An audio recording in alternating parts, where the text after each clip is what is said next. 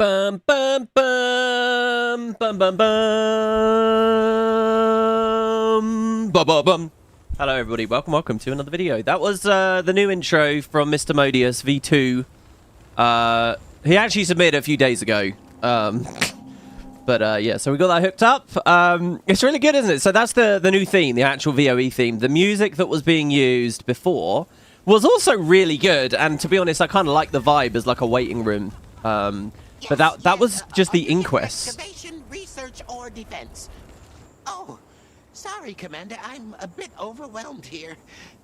We need to collect and decontaminate artifacts, deal with the Inquest in our camp, and, skimmers too.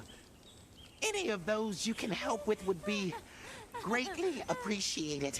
Yeah, he's not speaking to me differently. Yeah, there was more of Troubadour WP, indeed. Speaking of Troubadour, I am on my Troubadour at the moment. She looks a bit different. Oh my god, her boobs! I didn't even notice. Last time I was playing, a friend who doesn't really play the game anymore, I was streaming it to him in Discord, and I said pick a random outfit. He picked this one, and then we randomized the dyes on it as well. This is actually like the winter outfit. Little bit early for that, I think. My god, the boob window though, Jesus. What was I saying about prudishness the other day? I mean, jeez. Anyway, so I must have been wrong. So yeah, I'm playing my Troubadour. One of the things that I've been doing off screen is collecting the hearts, the daily hearts. There's actually, if this is like Janthir Wilds, there's quite a lot of achievement points back tied in the back of those achievements, because it's like once you get the original 14 done or whatever it is, then you get a repeatable one every 3 days, and it's good resources, and it's like 5 AP every time. So, and it took me ages with Janthir Wild, so I'm trying to keep on top of that. Anyway, I've kind of actually learned how the hearts work. Let's swap to Liss, I guess, actually. I'll show it off on Liss. I don't know whether I should be embarrassed about this, about not having really realized how this works and everything. But check this out, okay? So, I don't remember this from Janthir Wilds. Castora, we're going all the way over here. So if I go on Liss to, say, Hull Garden, right? No, that's Pub Canuck. This is Hull Garden. I think they've done a little bit of a new UI update, and it's pretty good. So let's talk about that. This is the kind of thing I would have liked a little, like, blog post about. See, the thing is with Arenanet communication, like, when I follow Paradox do a weekly dev update, and it could just be going over concept art from a recent release. It could be a third-party studio talking about their collaboration. It could be just speculation about, you know, some back-end changes to the system. It's just tiny things, right? They're not all mind-blowing. They're not all pressed. But every week you get a communication. I really, really like that structure. Like, if Arenanet did something like that, they could have done one about, you know, the slight innovation and slight tweaks that's going on with hearts, you know? You don't have to blow my mind if you're talking to me every week, but it's nice to have a platform for that stuff. Anyway, so, first of all, if I walk over, look. Oh, why aren't you speaking to me? Hold on. I've actually been really into it with the way that they speak to me, now that I've made a little bit more progress here. So let's see what we've got. Come on, say something. Say something. Say it. Say it. Ah, what is going on? This is so annoying. So basically, she's nice to me now. She's on her 3rd dialogue update.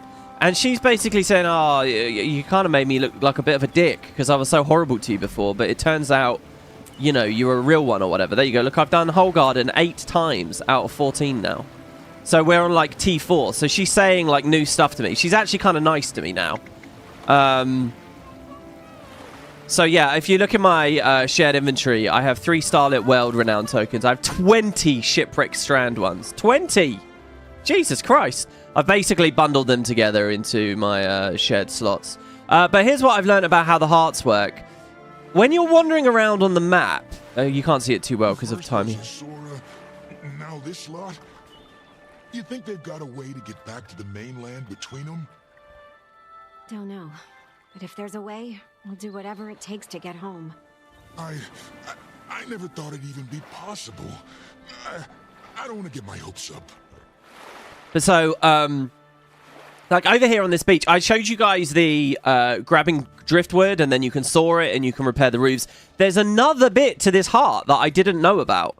Majored in pain, with a minor in suffering. That's so weird that Liz says that when she gets hit. I mean, I didn't even take, like... I must have taken, what, 1% of my health pool in damage there? So over here, there's another bit of the whole garden heart. And I've realised it's when you see these dialogue boxes... Oh, this guy's still following me. Armor in hand.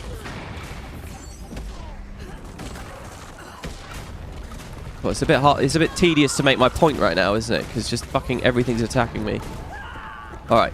So when you see a dialogue box with a heart in it like that, that's like go here for objectives. It's like what we were doing on the previous part in this new heart over here, right? That's been the case for all of them. They've all been saying, hey, in this area is something to do. In this area is something to do. Now, I don't remember this from previous expansions. I don't remember, like... It's like this is like an objective. This is an objective. You know, when we look over here, this was an objective. This is an objective. And what's cool is when you walk in range of these, the reason I'm being cagey and standing away, is much like the main heart NPC, all of these little guys also have dynamic dialogue. When you first walk in range of them and you've never met them before, you've never done it, they don't say anything. But like, so I walked over to this guy on my troubadour yesterday, and hopefully he speaks. No, not him. That's Castaway Sandy. It's this guy up here, this Norn. He was like, hey, it's my favorite guy with a cannon for an arm. Let's see if he says it. Hey, look who it is. My favorite newcomer with a cannon for an arm. What say you knock down some more coconuts, eh? There, see, so he spoke at least. And I realised his dialogue's updating because I've done the heart over and over and over again. So who knows how much stuff I've missed. If I knew that was the format, I would have really taken the time to walk near each NPC, you know, just to see what they say. The thing is, like, you can't guarantee what they say. But he said that with a cannon for an arm and knocking shit down. I was like, what? I don't know any of this. So here's the other objective, right? You grab the throwing stone. You throw it at the top of these trees. It knocks a coconut down. You deposit a coconut. Make a fine soup with this. Add a little seagrass. You deposit it in the bucket. And if you go away to the further away trees, the buckets aren't right next to the trees, so you gotta come back. He talked to me about it being really good with pineapple yesterday, actually. Pineapple and coconut, is that a good mix? That seems like something you'd have in booze. Some kind of liquor with pineapple and coconut. Is that a drink? I'm sure. Is that what Malibu is? Malibu has coconut at least, right, doesn't it? Anyway, so there you go. So this was another part of the whole garden heart. And I'm sort of realizing now, oh shit, there might be even more dialogue and even more elements to these hearts that I haven't seen, that I haven't shown on this Let's Play. So all I can say is sorry about that. On the other hand, buy the game, play it, and, you know, just make note to visit these little guys each time. But yeah, you can do a couple of coconuts and then hand in your renown heart tokens, and you finish the heart really quick. 7 years? But you were born here? I was. My ma, too. Pop washed up one day, and I was born a year later. The village is a couple generations deep, at least. We found records of folks before us, even. Must have starved. A lot of really great dialogue. Is that guy... I can't remember his YouTube channel name anymore. Is that guy on YouTube still that does all the ambient dialogue on the maps? Like I did on my series for Corteria, but he did it, like... He just focused on those, and they were so good. Man, so I don't want to miss out. Speaking of missing out, okay, so let's go back to the new map. I've had some cool comments from you guys. Again, not many. There's actually only 2 that I'm highlighting, but I have some screenshots from Cossage. So I just want to get us into this Seer arc a little bit more here. So check this out. Hardy83. Oh, Jesus Christ. Man, I keep doing this thing where I take a drink, swallow, I'm done, and then I take a sudden deep breath, and, like, I don't know, there's a bit of liquid still there, and it, like, goes on my uvula, and it makes me want to cough. That's happened over and over and over again lately.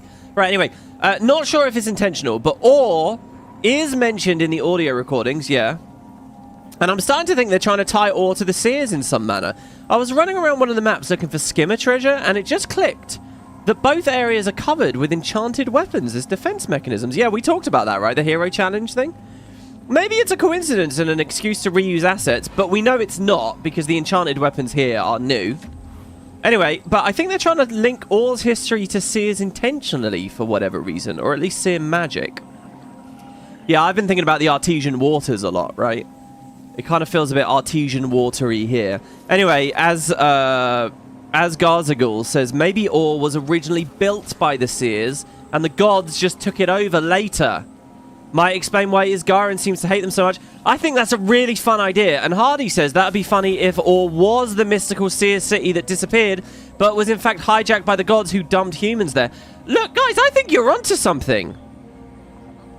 I think you're onto something because, look, they've made a deal of the fact that the Seer civilization is missing or whatever. There's the giant archways here, and there's giant archways in Or. It's totally on brand for the devs to take... the devs. Holy fuck. Oh, God, I hate that I just said that, because where does that mean my brain is, really? It's totally on brand for the gods. Devs are gods. To take credit for things that they didn't do, you know, like the humans think the gods made the whole world, blah blah blah blah blah, but no, they just kind of like, they're like imposters in some ways, right? And that's very on brand. And I do think VOE is kind of, you know, they're talking very clearly where this is from. And yeah, it makes sense. It's another reason why Isgarin might feel some hostility towards them. We know there was some collaboration between the two. I think that would be a fun story direction. Good one, guys. Like it. Okay, next, Cottage had these screenshots of some people in a tent of a conversation, which I actually heard on my troubadour last night, but he's got screenshots. I'm just going to see if they speak.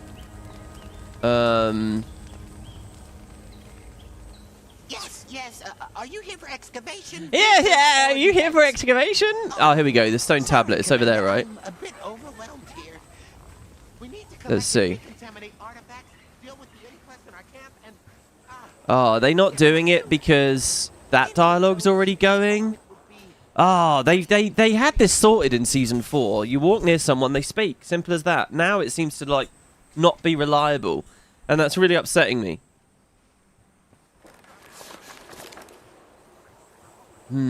Alright, well, okay, so Cottage has the screenshots for us. And I've heard this, but I think it might have been off screen. Something's been needling at my mind, and I believe I've finally put my finger on it. The Massat eradicated the Seers millennia ago, and there's yet no sign the war ever came here. Curious, why do you suppose that would be? Well, it's hard to say, but perhaps they abandoned this place early because they didn't have the resources to defend it? Or maybe they left while it was still hidden to make sure that the Massat never found it. So that was a little bit of dialogue. And then there's this, okay? This is an interrogation log. Now, Cottage linked me this, and it's 10 out of 10, okay? If you watched my Janthir Wilds playthrough, not even last year, 3 months ago... Oh, wait, no, hold on. It wasn't in Barbanissos, it was in the Mistburn Barrens. This is one of the documents you could pick up in the Mistburn Barrens. And obviously there was loads of documents around here and lots of really intriguing stuff. One of them you may vaguely recall, I think we read it on stream at least twice, maybe 3 times, related to some Massat that had captured a seer. It was about one of the only mentions of the seers, you know, outside of the Sidonias, Isgarin, whatever, in the entire expansion. But read this, guys. This is fucking mind-blowing. Ready? Look at how cool this is. Talking about hidden stuff that hints at future X-Packs. Entry 1. The Jade Sentries have hauled my catch to the Presidio by the Golden Lake. The prisoner is, as expected, more resistant to standard torture methods, physical and arcane. Seers are already frustratingly dexterous and magically transmutable. But this specimen has undergone something unique. Okay, so some Jade Sentries are... that basically, this is a Massat has caught a seer. Okay, and he's writing about it.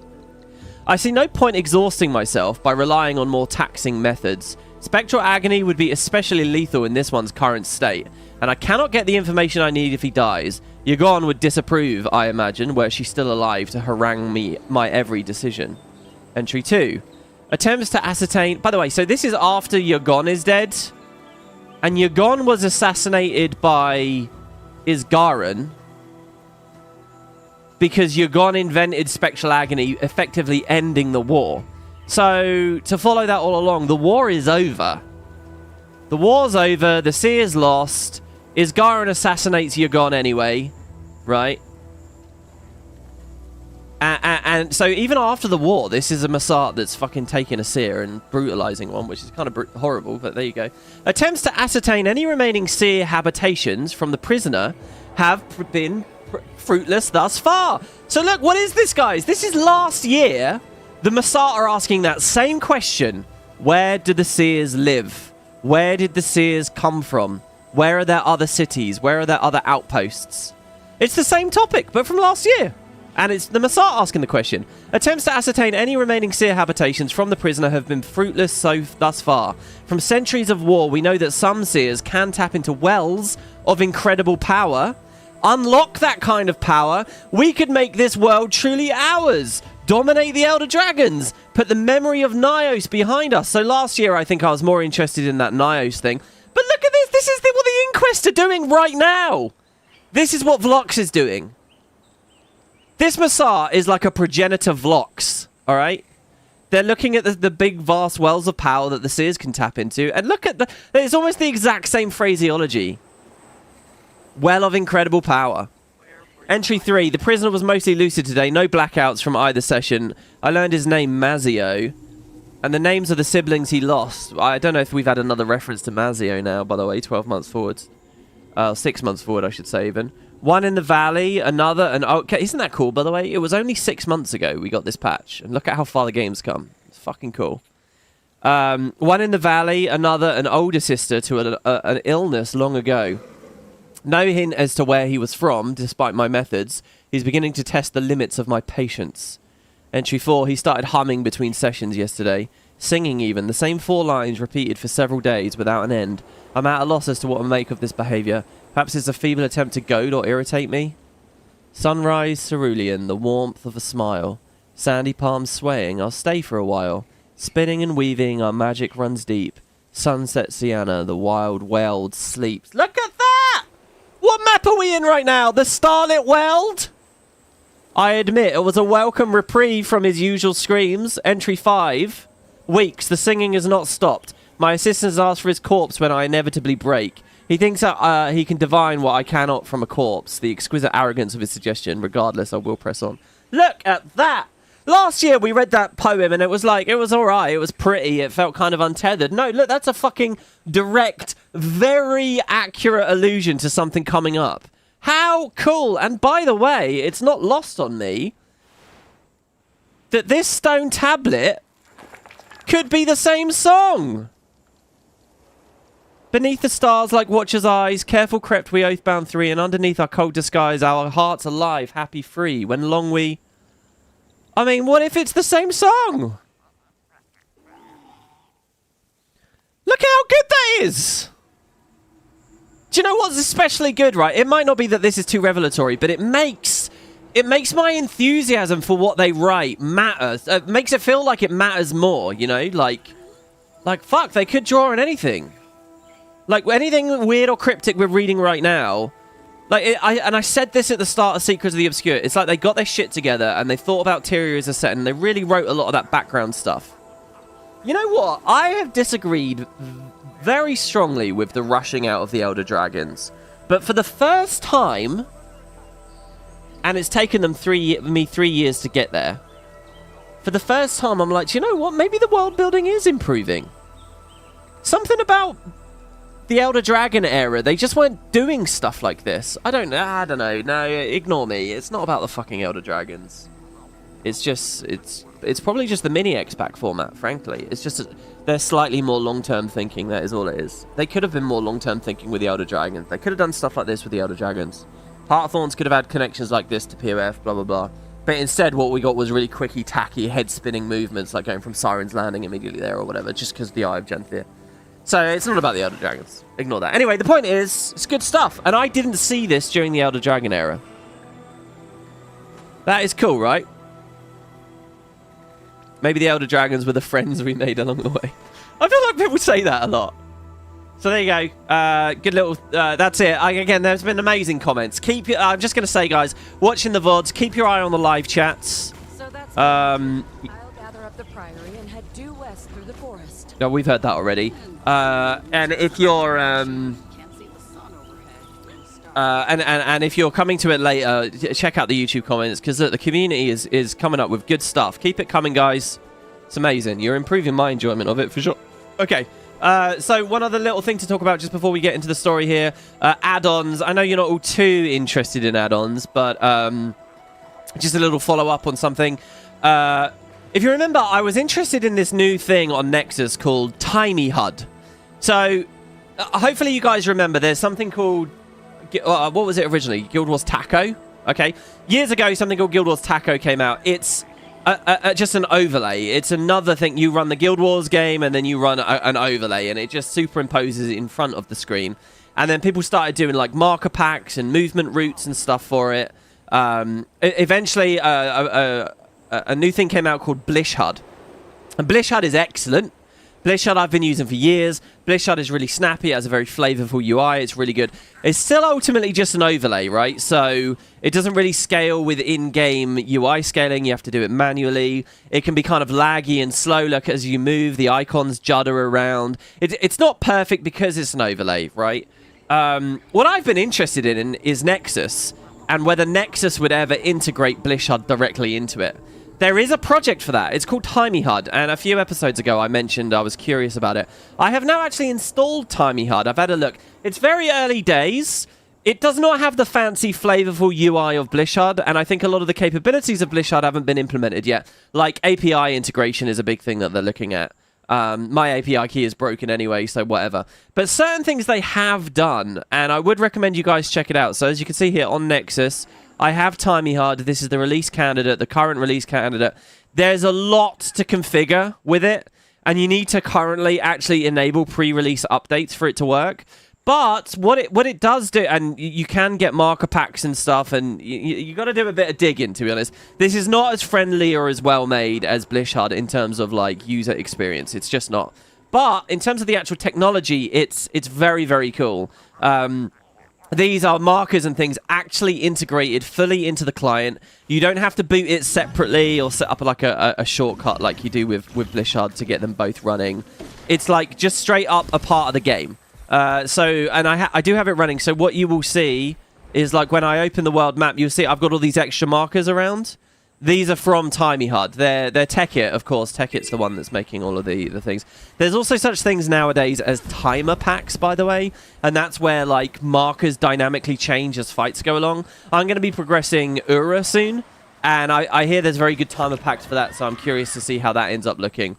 But yeah, so, like, when I look at this survivalist supply cache now, you will actually see it's got this blue marker on it saying survivalist cache. That's added by Techit on Techit's pack. I think it's excessive. So what I can do is I can click this icon. I have Techit's on and I have the heroes pack on. That's all. Like I could toggle Techit's stuff off now and it goes away. Or I can, you know, do a breakdown here and I can just turn off the individual pieces. Now, unfortunately, in Blish, this is way better, the UI. In Blish, you right-click and it filters it immediately. In Tiny HUD, you have to, like, hit a bunch of these boxes and things. So, like, I need to say current map. And these don't really seem to do much. But then on current map, Visions of Eternity, I have to expand it. And then Starlit Weld, I have to expand it. And then I have to find the explicit one that says Survivalist Caches, wherever they are. I mean, look at all the work that people do into this shit, though. It's crazy. But, like, this will show me obscured chests, Aether location treasures, various achievements. And again, if I could hook my API into it, I can't because my API is bugged and because Tiny HUD hasn't got there yet.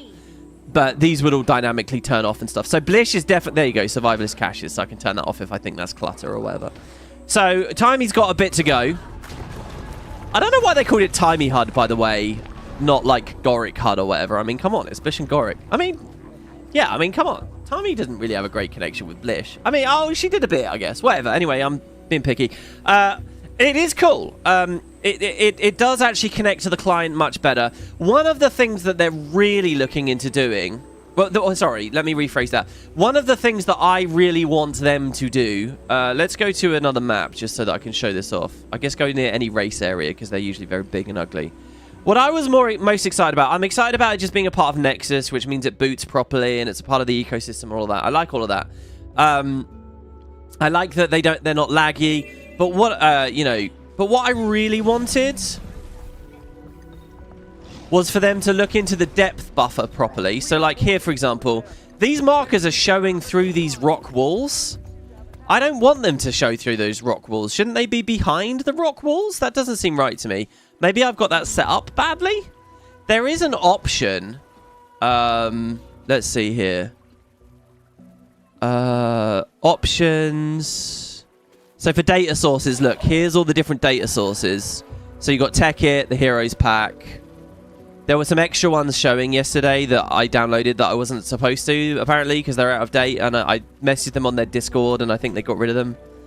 I don't know which ones are really good. Lady Alicia's guides. You've got their home pages and their GitHubs and stuff there. But where is the actual thing? I think if I go to Timey Hard Configure, keybinds, options, pathing options. Yeah, there's this thing here. I don't know what this does. X-ray goggles experiment. This currently requires setting render sampling to native in graphics, which I have.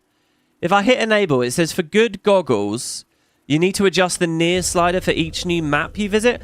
Now, when I turn the goggles on, it does get rid of them behind that wall, or it fades them. So maybe it's the goggle? I don't know what the goggles do.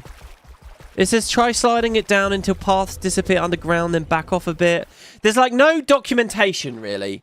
You know, their website is very primitive. They're getting it set up. I'm not trying to criticize, right? It's a huge project. They're obviously putting crazy epic amount of work. They're doing it for free. They'll work on their own time. It is what it is. But for now, so I don't know what some of this stuff really is just yet. Texture trails. This Fwoom thing is interesting. It affects how it looks when you open and close the world map. Like if I turn Fwoom on, if you look at these graphics here, they go vroom. I don't know.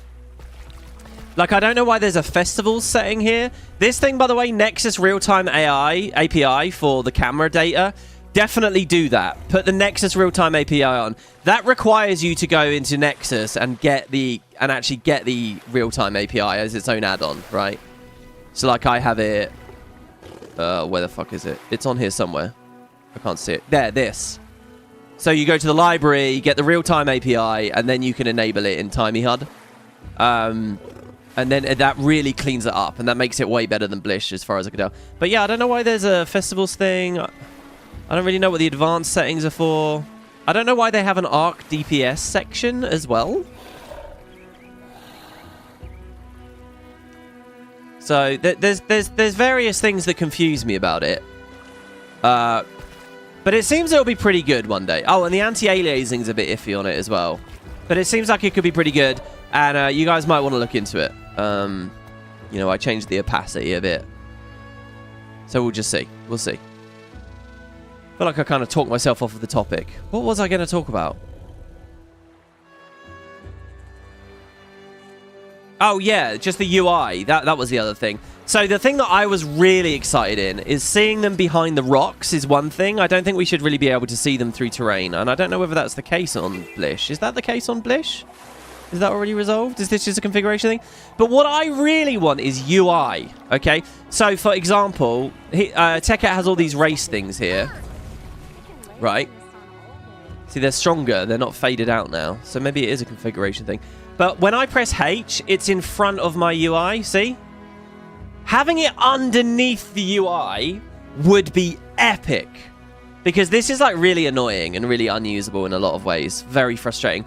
If it could actually sit underneath the layer, that would be so good. And as far as I understand, it's totally possible. You know, when you have, like, reshade injectors and stuff like Guild Wars 2 Hook that could put things underneath the UI, that was totally okay. When you look at something like Arc DPS, you treat it as your own little window anyway, so it's sort of fine. But with stuff like this, having it under the UI is big. Blish HUD obviously cannot do that because it is just an overlay. Nexus can. So I messaged them on the Discord. I said, hey, are you guys going to put it under the UI? Because that will just make this, that will be beautiful, the best thing ever. And they said it is on their roadmap. It is something that they want to do. But unfortunately, they're not prioritizing it. What they're prioritizing is API and something else. They described it to me as a mid to long-term plan to put it under the UI. So that's a shame, I feel. you know, I didn't say to them, I'll do it another way, reprioritize. I didn't say any of that to them directly. But so hopefully one day they put it under the UI. I don't know how fast this project is moving. The Guild Wars dev scene tends to have a lot of projects that look promising and then end up going nowhere, so we'll see. But yeah, so there you go. A little bit on timey hard. I'm not going to do a dedicated YouTube video on it, guys. I'm just not in that place. Sorry. Yes, I know this all could have been on that. It probably shouldn't be buried in the Let's Play of VOE. I know. But there you go. For those of you who are here, those of you who are able to catch my content and are committing to the long videos, there you go. You got the content there for yourself. Right. What are we doing? We're using notes from historian Melisa to locate promising excavation sites. Now, I will know, I had a mail from historian Melisa 14 hours ago because I'd been wandering around on lists, and this is much like that other collection moment where you're supposed to figure it out for yourself through the hints and tips, have a bit of an immersive exploration, and then if you take ages, they'll just give you the direct places as pity. But the thing is, because I stopped recording, I wasn't looking, I was just playing lists, and she ended up just mailing me. You know, just like that Pete guy mailed me. So I could click show me to just figure this out straight away. Oh, I also had this from this guy, Adjagas. Said, hi, I want to let you know I enjoy the VOE playthrough. Thank you. Keep doing what you're doing. Also, when you're finished the story and haven't done it before, it'd be great if you include the meta of the Starlit World into the playthrough. Something interesting to talk about. I will be doing the meta, probably before I beat the story. I plan to do it today if we can. I've been told to beat step 7 before I do that stuff, so that's what I'm going to do. Anyway, so yeah, let's see if we can figure this out for ourselves. So her notes on promising excavation sites. Her map is annotated with circled areas and hastily scribbled hypotheses, along with a request in the margin. Take detailed notes before collection. Artifacts are meaningless without context. So a ritual tool. A small, ornate rod with a wide head. It looks a bit like a kitchen implement, and it may have been used to stir ritual components. Okay. So the hint for this is the remnants of a ritual tool can be found near the hunting camp. The hunting camp.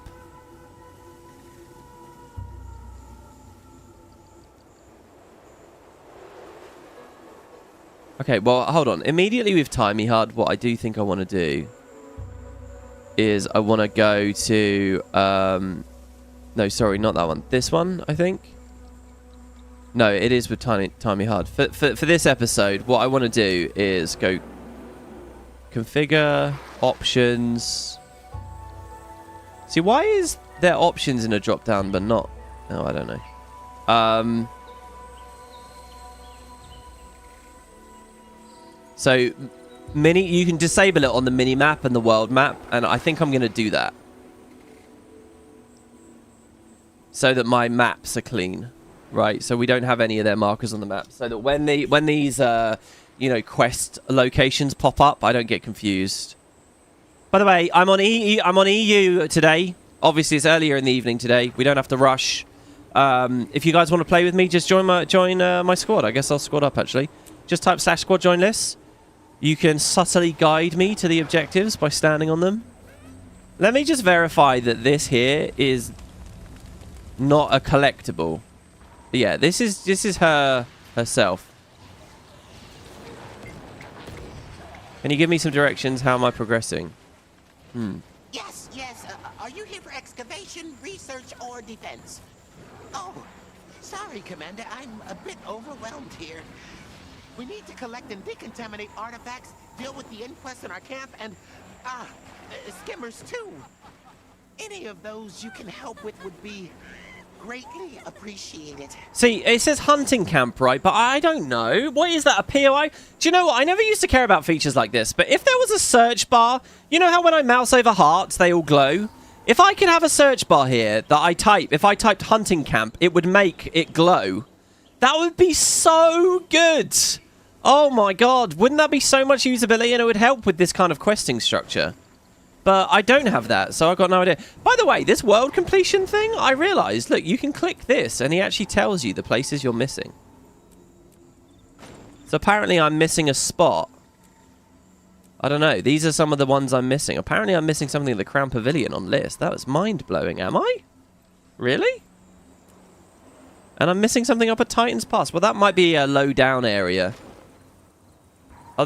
Yeah, I don't know. Oh, he's actually just... Comossus Isle? I don't know. Anyway, yeah, I don't know. I immediately can't figure it out, so fuck it. Let's read this mail and see. Well, hold on. It probably just pops the same thing. Here's where the artifacts are that I haven't got a chance. That's the ritual tool there. Oh, there you go. Hunter's Camp waypoint. I just didn't see it was a waypoint. Like, okay, the broken totem is there. Look at this. We're getting value out of some weird squad UI that nobody ever uses. Squad defend order. Here's my rally order. I love weird UI like this. Seriously, I really hope Venny does mine the client and get just some cool icons and things. Because the Guild Wars client is full of just really interesting assets. And the whole Refect thing is just epic. My god, there's so many things to find. Wow. Holy fuck, it's still going. A faded tome there as well. Oh my god, there's so much. Okay, if that's the last one, I'm just going to grab that first. Because it's... Okay. Because that's so obvious where that is. Easy to remember. Before we go to all of our icons and things. My map is full for some reason. Oh, is it? Wow. There's no meta going on. There's no LFG, and yet the map is full. I can't wait till this Christmas, guys, because I want to do another video. You know, last year at the New Year, I did a video basically saying, here's all the things I want from Guild Wars. Here you go, digging for knowledge. I guess Tech-It is actually... That's really ironic, actually, that I just turned Nexus off. That I just turned Timey HUD off, because Tech-It has done that for me. Look, Tech-It's already showing me where all the spots are. Just go to every Ouroboros. He's already done it. Well, so fuck it. Since I just talked about the add-on, I guess I'll use it. That's amazing. If I had a brain, I would have considered that that was probably going to happen. Oh, we'll put it on the mini-map as well then, I guess. Alright, back on. Here you go. This is what it means when you don't plan shit. Wait, why did it turn off when I close? Huh?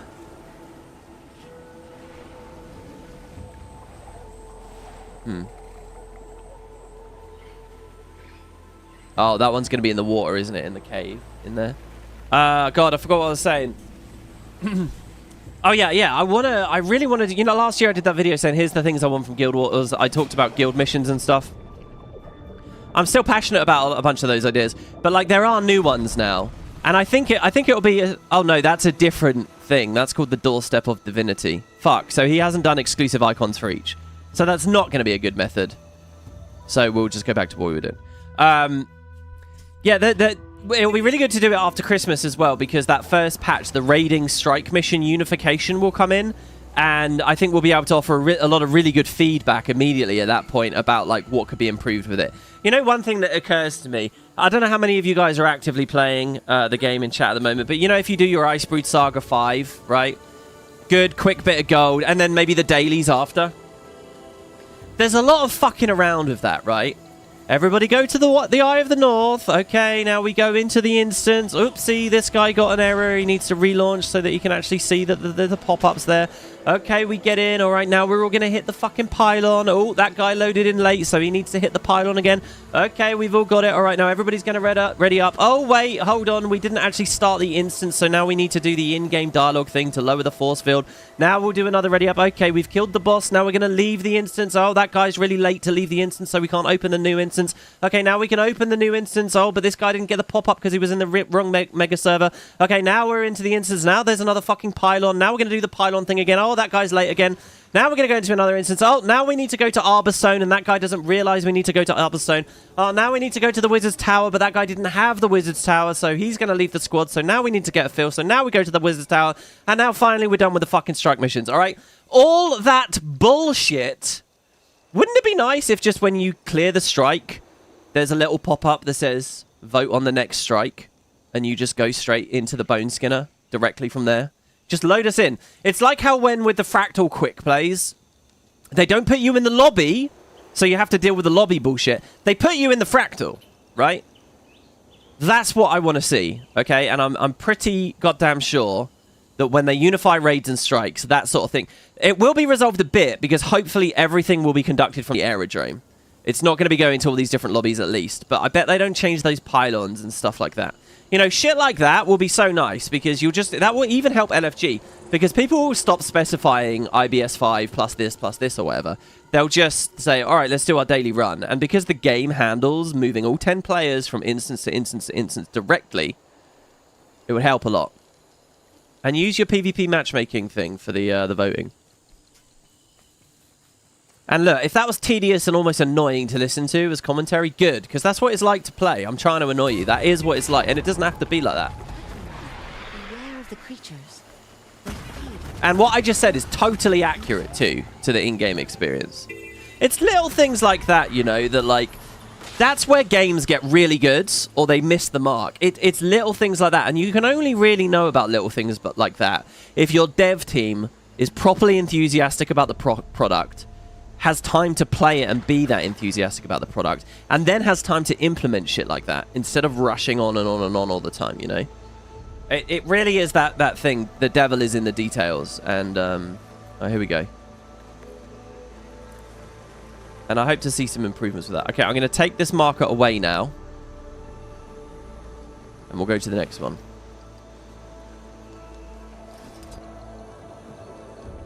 I wouldn't be surprised if they convert the raid currency into the strike shards. It'd be easier than the other way around. Yeah, there is the matter of the reward unification as well, and I'm quite curious about that.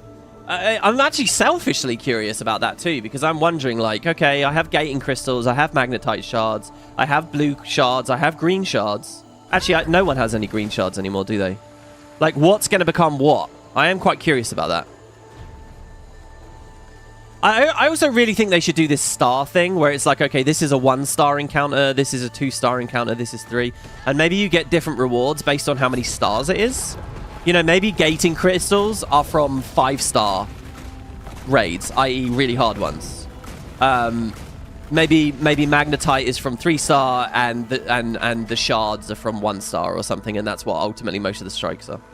I'd love to just see an actual combat pass on those strikes too. The Icebrood Saga 5 are so annoying. They're full of invulnerability phrases and annoying knockbacks, and they don't let you do an opener. And like, these are just it's just badly made, right?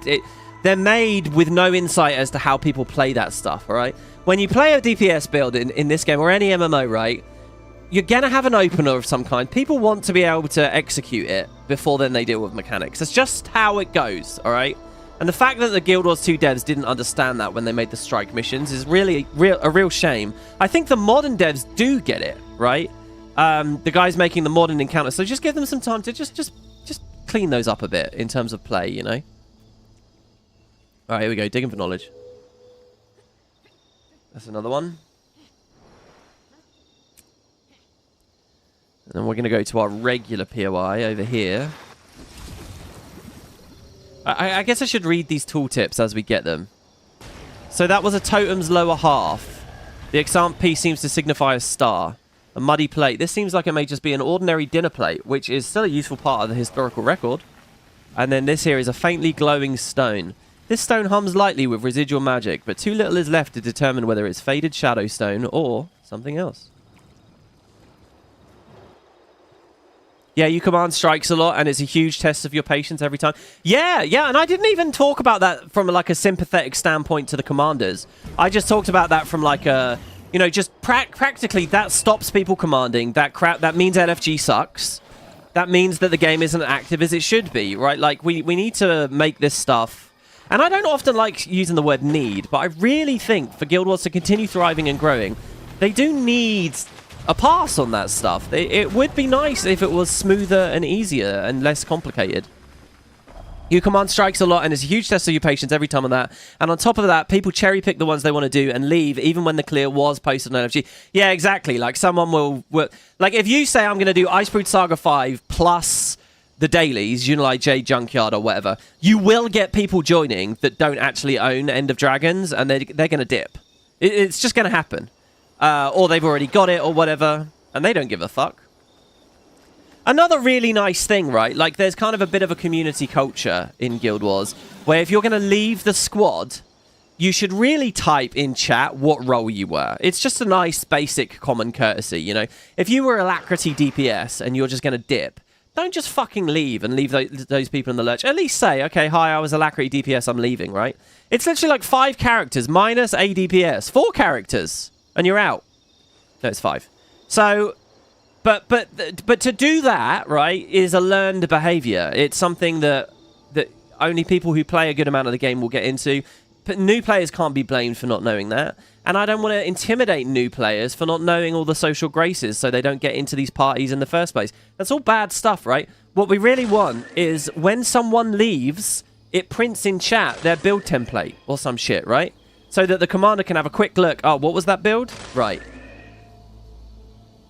Maybe they don't want to do exactly that solution, but I'm talking in that ballpark, right? Like... Again, this ties into this thing of being able to declare your role within the squad via a right click here, like, but whatever, right? Like, anyway, shit like that would help as well. Digging for knowledge. What do we get this time? I think that was the ritual tool, wasn't it? All right, what else is in the area?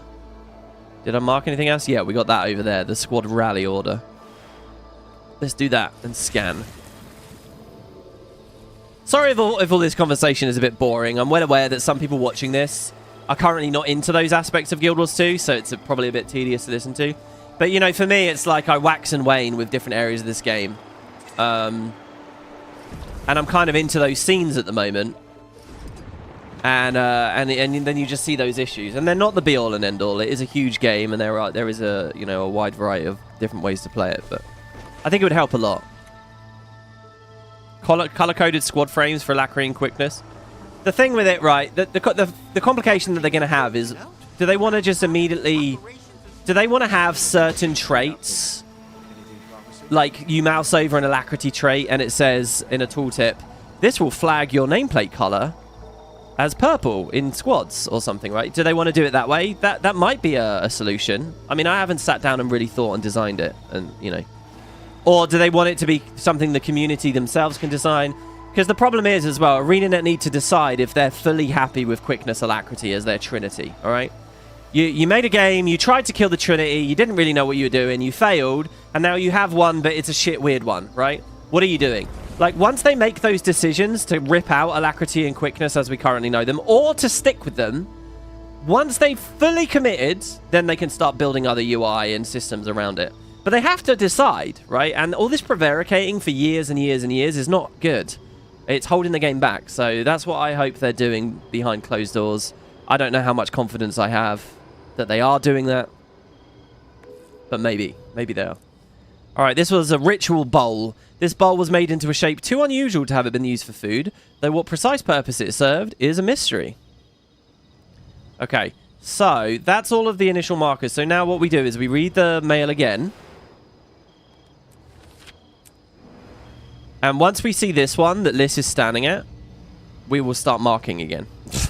Which is an awkward way to do this. Not everyone has a commander tag.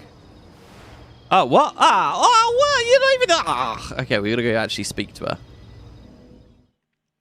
What makes you think they haven't committed on alacrity and quickness? Because they're not building... I mean, okay, yes, in terms of balance and encounter design right now, they have. But it's not a formal thing that the UI ever talks about, right? There's no tutorials in-game about it. It's purely something that exists on the community level, and it's how the community has decided to tackle these encounters, and therefore it's how the studio clearly is balancing and tuning the encounters. But it's not there's nothing that says... There's no press that says, this is Guild Wars 2. In this game, we have quickness and alacrity.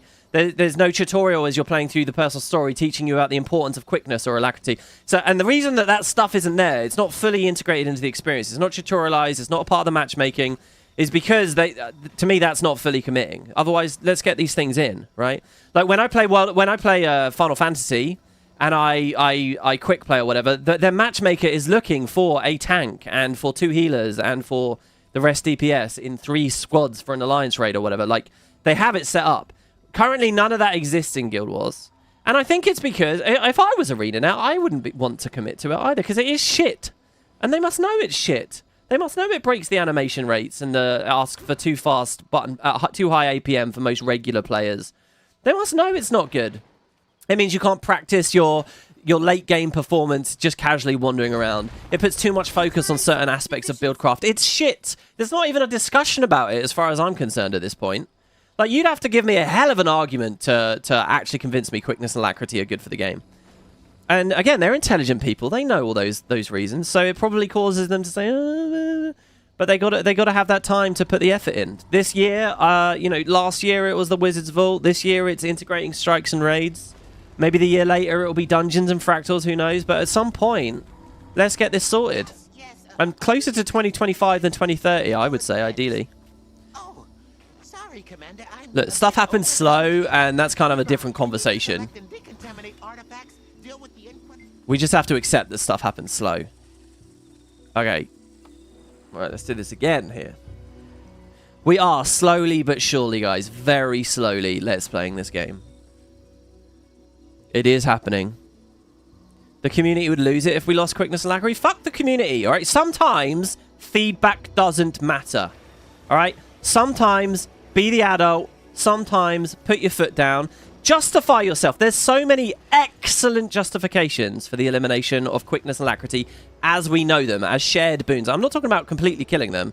I'm talking about them as a function of compositions and the sharing and the over-reliance on them in a shared situation, right?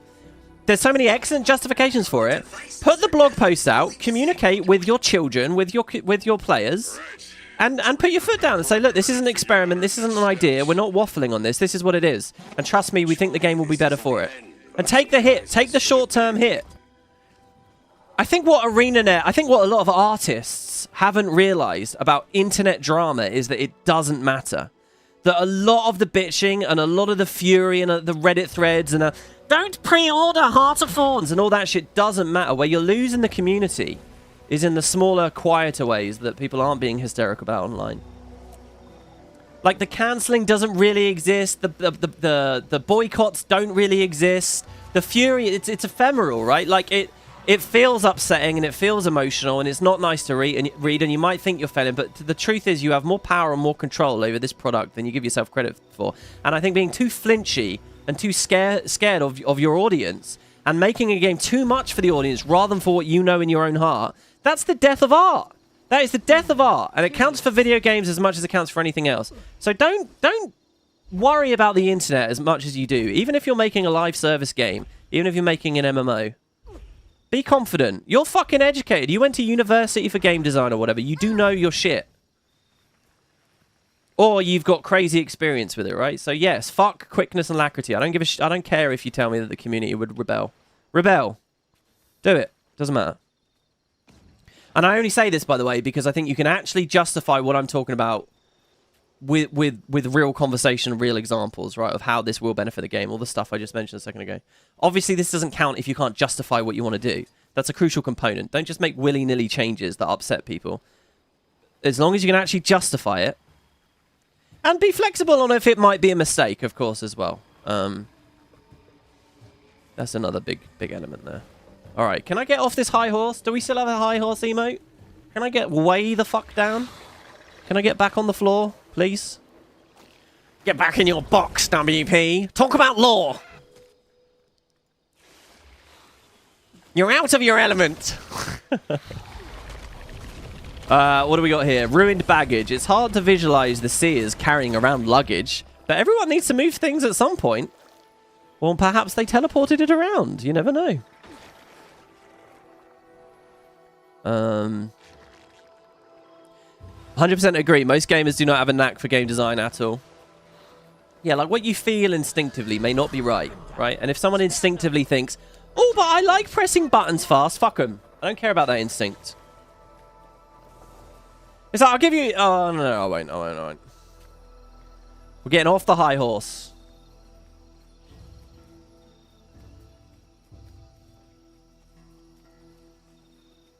Actually, I'll give you something of an example, like a bit of a debate I have with a friend of mine. Well, not a debate, it's just something we've mentioned a few times.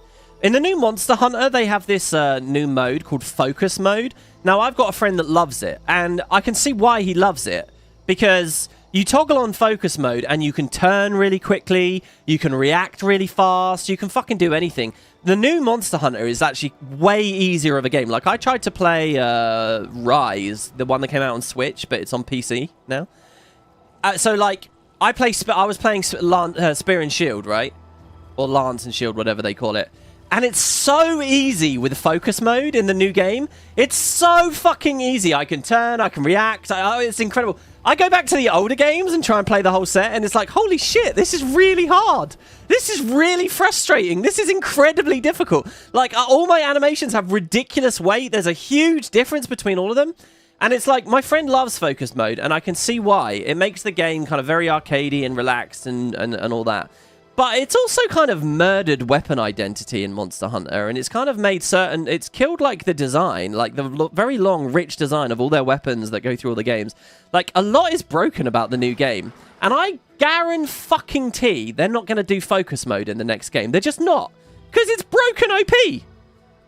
And that's the difference between releasing a series of single-player games, where the community will stomach an iteration. Like, my friend will be upset when focus mode goes away.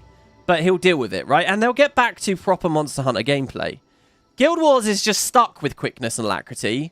And what? Because we're a live service game and we don't call it Guild Wars 3 when we call it Visions of Eternity. We don't call it Guild Wars 4, we call it Heart of Thorns. We don't call it Guild Wars 5, we call it POF. Like, you have to give them that leeway to be able to try a thing and pull back on a thing.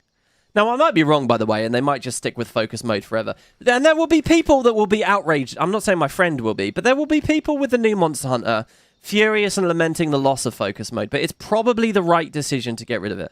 I think that's a very good example as well. And I think that the next Monster Hunter without focus mode will sell just as well. And we'll probably play a bit better. This was decayed cloth. These cloth fragments haven't fared well against the passage of time, and they have to be held very carefully to prevent further damage. So there's a worn coin here as well. This is fun. These are all the kinds of little artifacts I'd like to be getting, and we are getting. Fuck, I was ranting, so I don't know. I'm pretty sure I got that because my dots are there. How did I get this? I don't have a marker here.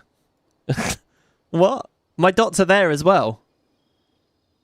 Shit, what one am we missing then? Also, the order's really weird. Does that mean that I skipped one? I think it does, right? This corroded weapon. Let's see. Over there. Maybe my dots are there, though. I'm just going to go speak to her again. And I'm going to pay attention. We're looking for a weapon and a coin. You love the new Monster Hunter, but goddamn, does it run like ass? I mean, yeah, that's another big story about it, of course. The performance is ridiculous in that. Are you here for excavation, research, or... You can actually make it run reasonably well. It's just another game. It's like a lot of live service games. There's so many options. It becomes easy to fuck up as a casual. Especially nowadays with all the, you know, dynamic frames and all this shit that's going on. Like, there are a lot of options, and I think most of us don't understand the technology as well as we'd like or could. So we've been given the control to break our performance. Like, I don't have the newest of systems, but I can get that game to run very well and look good, personally. I mean, maybe not according to everyone's standards. Right, let's see. So, this is the ritual tool. We've got that. I think these sections of the story aren't going quite as well as I wish they would, and I think it's just because the in-game descriptions of where to go aren't quite perfect. A muddy plate, I think we got that as well. Offering bowl we got. I think it's maybe the next one that I'm missing. The ancient coin. Oh, I do have a marker there. Fuck. I just didn't collect it. Okay. Ancient coin. Ruined baggage. We got that. Baggage. The cloth of scrap, the scrap of ancient cloth we got. There's the weapon. Okay, cool. Kind of near us as well, actually. So let's go grab that. Here we are. We're dotted all over the place in commentary and gameplay. Guild Wars 2 has gotten a bit too button spammy. Oh, I mean, I agree, but I wouldn't say has gotten. I think it's well, yes, I guess compared to core, but they started speeding things up way too quick. Their entire balance philosophy was dog shit, I'm sorry. Like, the whole, like, let's balance things by making them weaker and more universally approachable. And have short cooldowns, short cooldowns, short cooldowns, shorter, shorter, shorter, was all just horrendous. Horrendous. I can't believe that they got a whole group of people together in an office that all agreed that was the right way to go. I will be forever miserable about that and advocate against that. I think they had it right at launch, where it was like an elite skill can have like a fucking 2-minute cooldown if you wanted to. but I don't get to press it. Yeah, but make it impactful. It's a good thing to not overwhelm people and to slow things down. This game is way too fast. Look, I'm being a bit less objective with my takes now. Okay, this is not, you know. You've destroyed my work. You've knocked over a single test tube. This changes nothing. What's really good for the game is in-game cheats for loot routes, etc. Because fuck alacrity and quickness. Wait, cheats for loot routes? Do you mean like... I wouldn't call the in-game marker packs cheats. Actually, I would say like timer packs, helping you know like Sabbath timings for cannons and shit, and whatever's going on at Ura. That's a bit cheaty. There's even sims. I only knew about simulations as a Final Fantasy thing, but there's like sims. You can like simulate dodging to quarter waves and stuff. Seriously. I mean, what is the line there? Is it a tutorial tool or is there something more? Here we go, some loose dirt. We've actually never been here. This place is called the Opening Salvo. Oh, I have another thing to talk about. Hold on, let's just finish this. Jesus. Before people actually go insane. Haha! Digging for knowledge. So we can ask her for more details. Let's read about this coin, coin and weapon. A corroded weapon. It appears to be a large mace with a heavily corroded head, but whether it was practical or ceremonial isn't readily apparent. Yeah, I don't tend to think of seers with martial weapons. The coin. This unusually large coin features a seer face on one side and a staff and a star on the other. How much was it worth in their society? Oh, that's so cool. Someone make that IRL.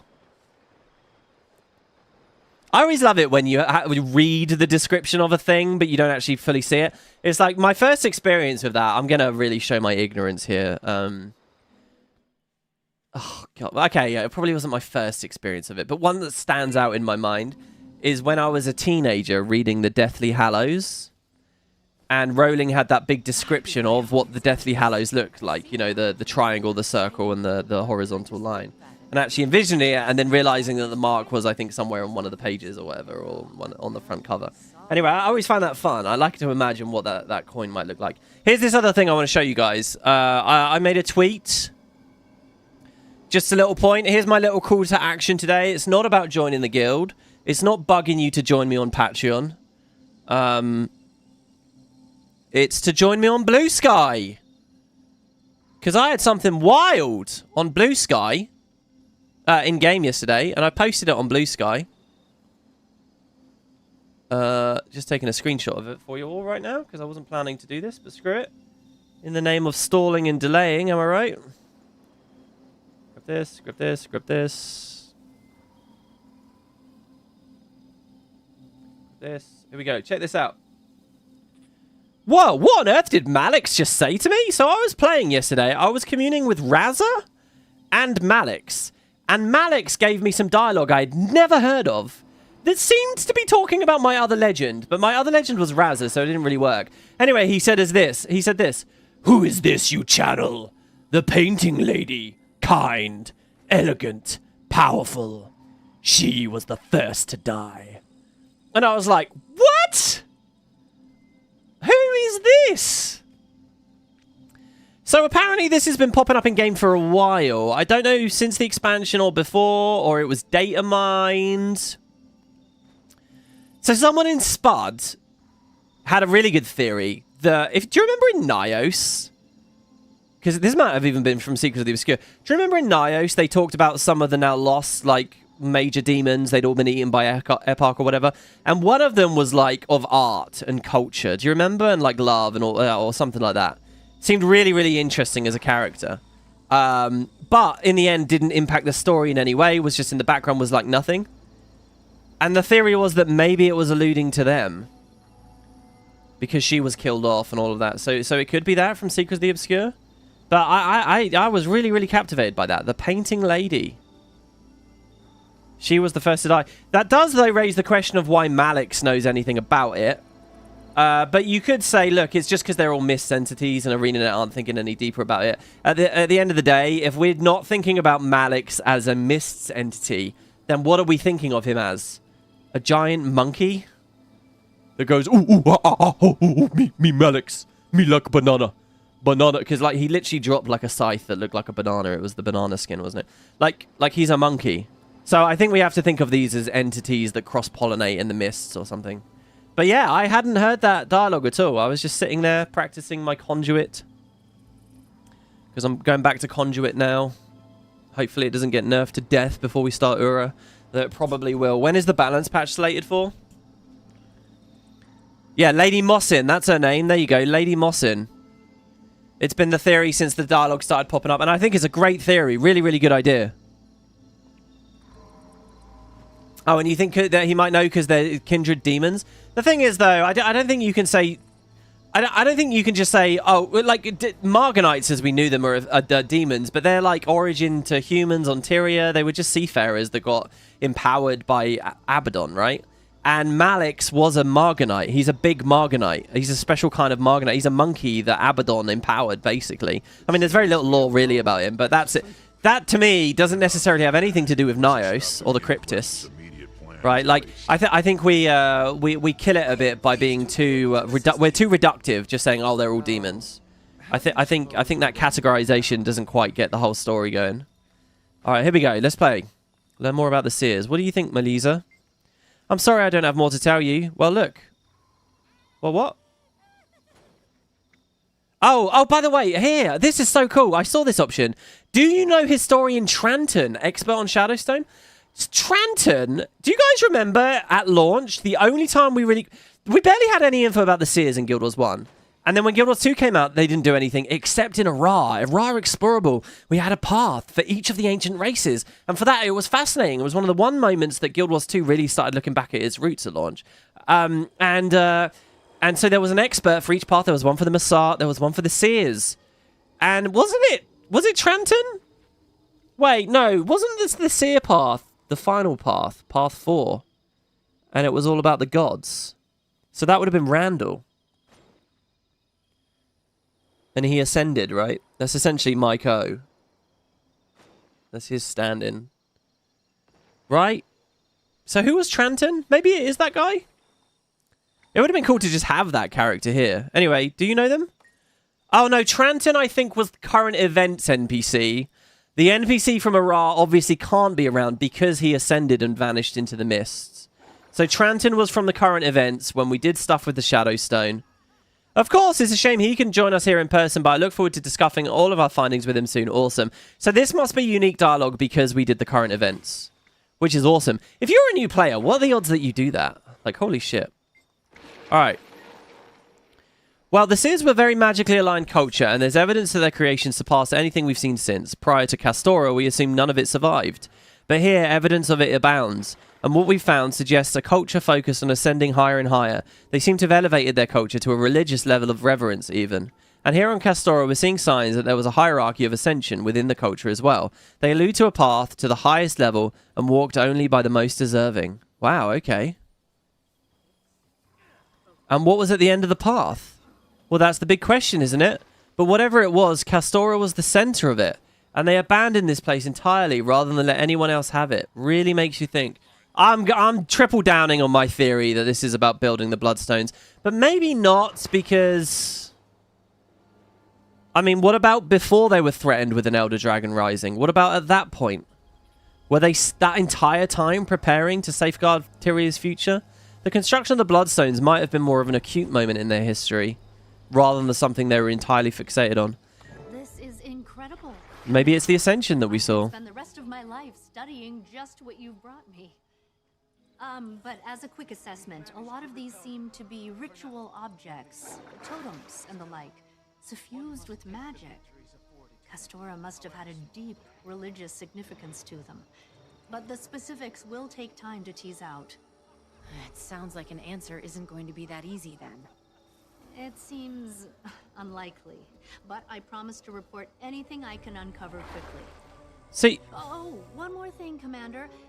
If you wouldn't mind asking Isgarin if he could talk with me for a bit. I'd love to pick the brain of an actual seer to help me put this all together. Yeah. So would I. If I were Gix, I'd be outraged that my organization doesn't have access to talk to him. Outraged in the same way that perhaps Vlox is, right? See, it's funny as well, because that path about the seers also was heavily about the gods. And here again, it's kind of like that whole seers and gods thing being intertwined to some degree. I don't know. I think there could be something to all of this. Pretty cool. Banjo says the Aragi was Tranton's mentor. He also came up in the Secrets of the Obscure Seer collection. That's so cool. So the Aragi, Randall, was Tranton's mentor, who was Melisa's mentor. They're all connected. It's very, very good. It all folds together. Okay, so speak with Saida. Also, and you know, there's this thing, like, the gods were able to travel around through different dimensions and understood, like, ascending, so to speak, and moving into the mists. The seers understand that too, the construction of the world spire, right? The Masar are trapped because they can't figure that shit out, and they're at war with the seers. Oh, do we trust that there is a real, perfectly coherent story underneath all of this that connects it all? Do we trust? I mean, it feels like there's enough pieces of the puzzle that we're starting to get the picture on the box. Speak with Saida. Where is she? I've got no idea where she is. Let's click, I guess. What does it say we learnt here, by the way? Oh, we don't know. Oh, she's just here at the camp. Okay. Does the game sound a little low for anyone else? Oh, is it? Oh, it is. Oh. The entire episode? So all you've had is this high-pitched, whiny, high-horsing? That's it? That's what the content's been? Jesus. Well, thanks for pointing that out. Learned anything useful? More confirmation that the seers were doing something significant here, but not much about what it was. We've beaten around it for long enough, Commander. It's time to find Isgarin and make him give us some answers. Yes. Oh. By the way, I was fully zoomed in there and it didn't call out Liss's dialogue box. Did they change that? Isgarin, are you there? Look. It's urgent. Well, now what? Didn't mean to eavesdrop, Commander, but it sounds like you're looking for Isgarin. Yeah. Oh. Okay, hold on. I want to read and I want to see and I want to everything. Let's just check if there's any weird extra detail in here, like the Vlox thing. The Priory camp was in disarray. Historian Melisa was too preoccupied to talk. I was able to assist Scout Hior and Magister Cirque, however, and get things in a more amenable state. It seems every place we visit on Castor has its own set of problems. I finally got a moment to speak to Melisa. She was eager to help but needed more artifacts. I set out to gather as many as I could and I brought them back. They seem to be promising finds. She's confident many of them are ritual objects, pointing to a religious significance to Castora. So, I mean, and we're talking about religion as well. What? This is always a funny topic when it comes to con worlds, right? What does religion mean, right? Like, what does faith mean in your magical setting where gods are real? Like, if I was a human in Tyria, if I was the commander, right? I don't have faith in Balthazar. Balthazar is a tangible... Balthazar is not magic, he is science, right? Like, it's not... There's no self-delusion. It's not to be too offensive about the religious or faithful in real life, right? But there's no delusion. There's no... just believe and will it, right? Which is fine if people want to live their lives that way or whatever. Like, these are tangible elements of the universe. So anyway, what I'm trying to get to is the seers, right? What are they... What's their faith? What's their religion? What does that even mean, right?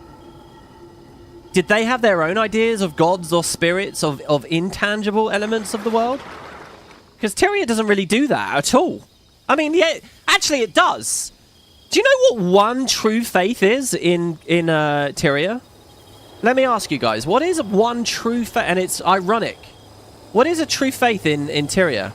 Is it the human gods and what the humans are all about? No, not really. I mean, maybe they can have faith in how the gods act, right? Do they care about us, namely? Right, is it the Norn with their spirits of the wild? No. Of course, the Char are excluded from this conversation.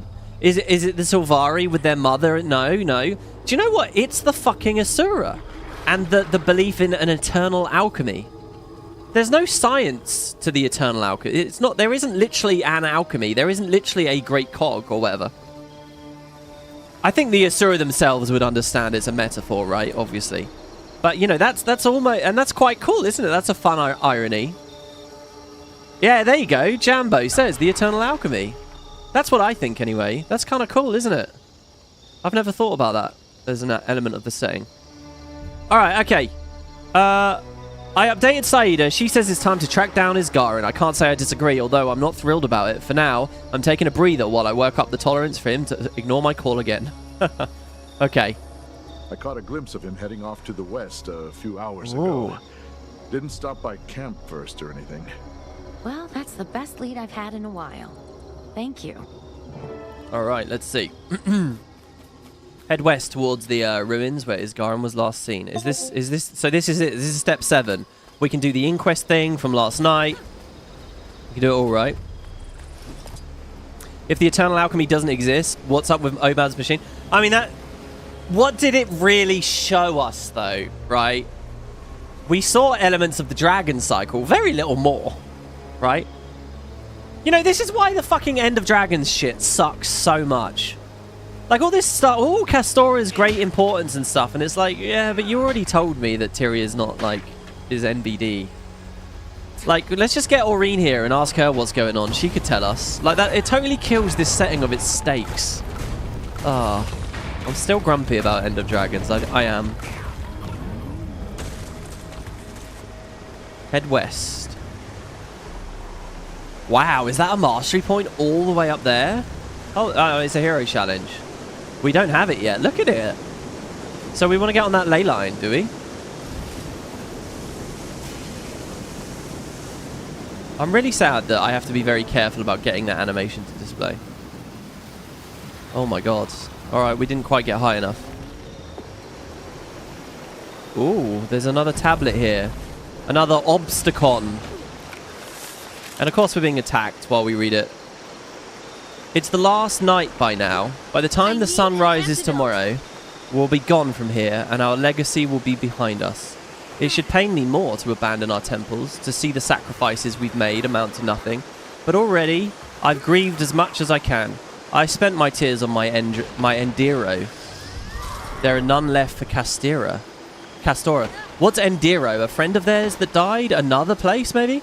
Sidonly says the beasts will protect Castora and guide its secrets for our inevitable return. But the pallid faces of my fellows reveal that we already know the truth. We will never return to this place. We will not march to victory, but to extinction. The bindings of the beasts are indeed strong as we could make them, and they will not fray with time. Instead, they will guard this place, waiting for a return that will not come, until that distant day when the last light of Tyria is finally extinguished. Oh my god, it's so solemn, isn't it? Thank you so much for fighting that guy. It's so solemn. Oh my god, amazing. This lowers my bloodstone theory substantially, doesn't it? Because they didn't come here to die and thus stop to exist. They came here and left here. Well, some of them did anyway. Maybe only the ones that didn't get to a highest echelon. Do you know what is interesting to me as well? Whenever we read stuff from the old Masat, it was very clearly a really complicated old alien language that only the Heart of the Obscure was helping us to translate. And as much as we bitch that the Heart of the Obscure does a lot of stuff, like, I liked that. I liked that they specified that when we got stories about Dada and stuff, right? But this is shit we can just read. And there's no explanation for that. And that feels like a sad little, like, missed element. Maybe there's some deeper part of that, which is basically saying the Masat had a brutal language because they were isolationists, they were xenophobes. The Seers were more open, the Seers were good guys, so to speak, which is not what I want to see from the world building. You know, they can both be secretive and old and ancient and indecipherable. But you know, it's like I mentioned the other day. There's this idea that we could have always been seeing Seer ruins, we just never knew. But it was illegible to us. But no. Apparently, it is all legible. Destroy this message immediately when you read it. I can't stress that enough. You could get us both killed, or worse. You'll need to try to get reassigned. Use whatever excuse you need to, but do it quickly. I overheard Seb talking. He's going to try to control the Seneschal, like one of his pets. That's the meta, obviously. Whether he has to be. succeeds or fails, it's bad news for anyone around there at the time. Get away while you still can. Okay, I'm guessing the meta is the Seneschal. which means the raid is not going to be the seneschal. I think the raid is going to be the final boss, which hopefully is a cool fight with lots going on. All right, I'm excited to see that because the seneschal fight was kind of boring, to be honest. It didn't have much going on, as is often the case in story instances. Right, how do we get up if we don't have a sky scale? They've properly put that up high. Oh, look, the music just did the thing again. It did the thing!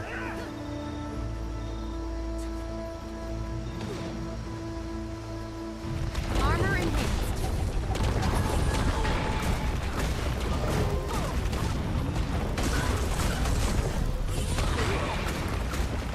I played this build in my fractal quick plays yesterday as well, by the way. I did my 5 quick plays. Some of which, by the way, so the quick plays right now are, they definitely matchmake slower late at night. But they go through. They do go through. And it's kind of amazing. I honestly had a group of 4 people and they were all like sub 1000 AP. They were all wearing like basic, normal, muted clothes, simple gear. They were doing the fights slowly, and I was just giving them alacrity with this. This is a low damage build, and it was fun, and I could see them learning. Like one of the ones we did was Aetherblade Hideout, and they were like learning how to navigate the electrical floors. You know, no one just did the little teleport skip. The final room with the spinning laser walls, they were climbing on. It was cool. It was so awesome to see that there's new players. And that, you know, people are having real, authentic experiences. It's so easy to get jaded as a vet and just, you know, the tide is lowering, right?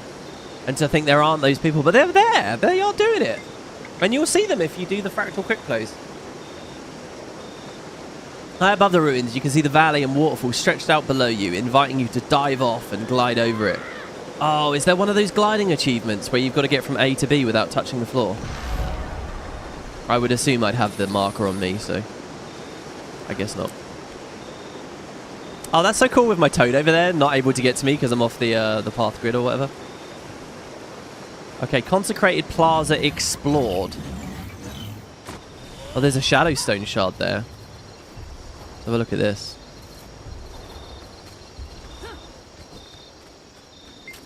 This place of inert shadowstone is chipped. Its edge is sharp and jagged like glass. I wonder how large the original piece was. My lack of a real understanding of how Shadowstone works is really fucking me up on this playthrough. It really is. Someone remind me to wiki it or something. I feel a bit like when they introduced the Void and it just kind of felt like the details weren't there for me. But in that case, they really didn't exist. This time it might just be my knowledge gaps. Seneschal is a turn for something. It's not a race. There can be more than one. It's not Highlander. Wait, are you talking to other people in chat or to me? All I mean, they've been calling it Seneschal in, yeah, that Seneschal was called, like, Kitty or Cassie or something, wasn't it? The one we met already. Oh, do you know what would be really cool? If we fight a new one that Vlox is allied. But remember, in the story, we never killed the old one? Wouldn't it be cool if it comes to fight with us and it's like a kaiju battle moment? A bit like what they did with Norris, with summoning the giant robot. I know people meme on that, but I think it's a cool idea. Armor enhanced. Oh, I miss my pew-pew sound effects. Should we change it up? Okay, guys, I think this is the last episode on the Toad. I think we're going to go to... We're going to use the Otter for the meta, definitely. I really want to see that. Oh my god, look at this.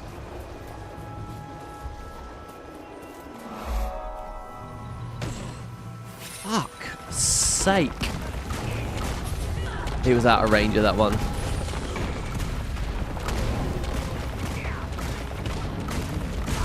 Oh my god. Ah! This is why you don't play Condi in the open world. This is why you don't play Condi. You just press one button and they die. Actually, the weekly this week as well. Oh yeah, shit. The weekly, I just finished, and it was like kill 100 enemies in ore. I was in ore last night on my ritualist, just like killing random risen. And holy fuck, you can feel the power creep. When you go back to ore, everything... Hey, look at this! Go away! honestly, almost any button I press on my ritualist, and it's not just ritualist, it's like spear and stuff, right? Well, things were just getting annihilated. Wow. Anyway, yeah, I finished the weekly. I also got a special objective done, I think doing the quick plays, yeah, because it was convergences or fractals. So we're back up to 1,230 thingies, by the way. So we can buy some stuff. I guess we'll get this jackal. There you go, there's the enchanted jackal.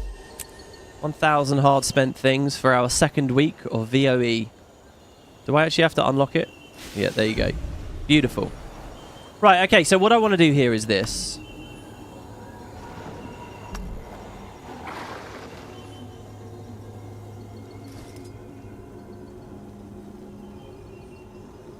So it's basically the same model as Isgarin, right?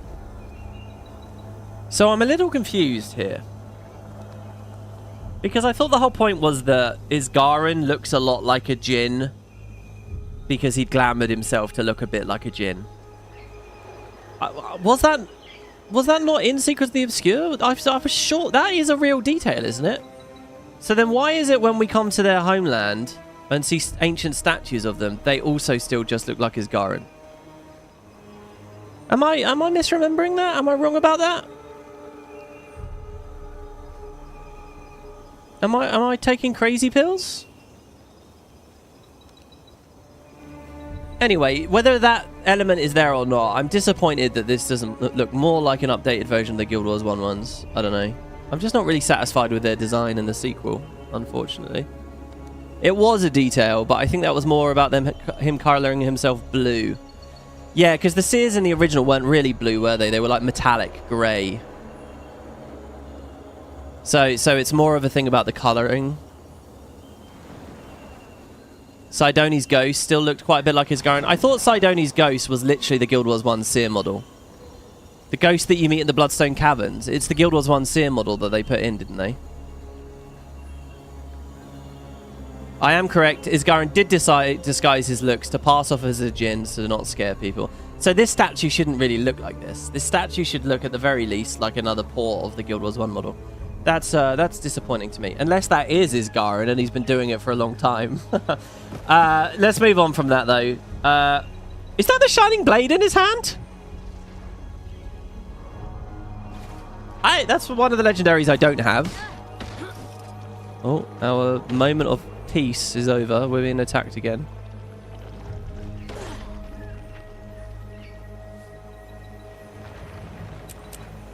No. Holy fuck. Look at the Shining Blade, honestly. What a weapon. Look at that fucking sword. Why have I never looked at or appreciated that? That's bonkers. It's probably because when wielded, you don't really... I mean, even wielded... Oh, that's cool. I feel like my tastes have changed because I wasn't too impressed with this when it came out. But look at that fucking thing. Yeah, I thought it might be the Shining Blade.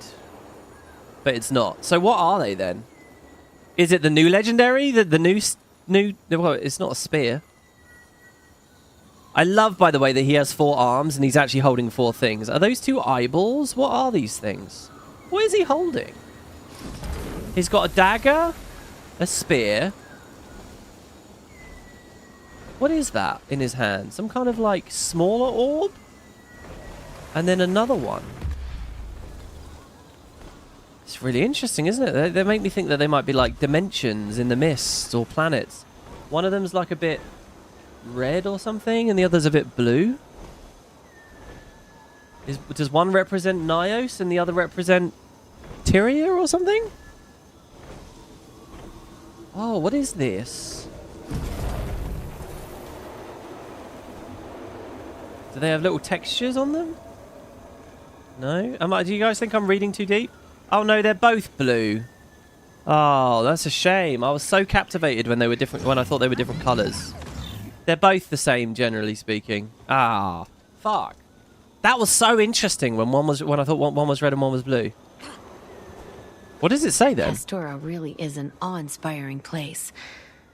I wish I were here under better circumstances. Yeah, you've certainly inspired my awe. But hold on, they're pretty good circumstances, Liz. It's not that bad. By the way, let's credit the expansion for that as well. So far, they have not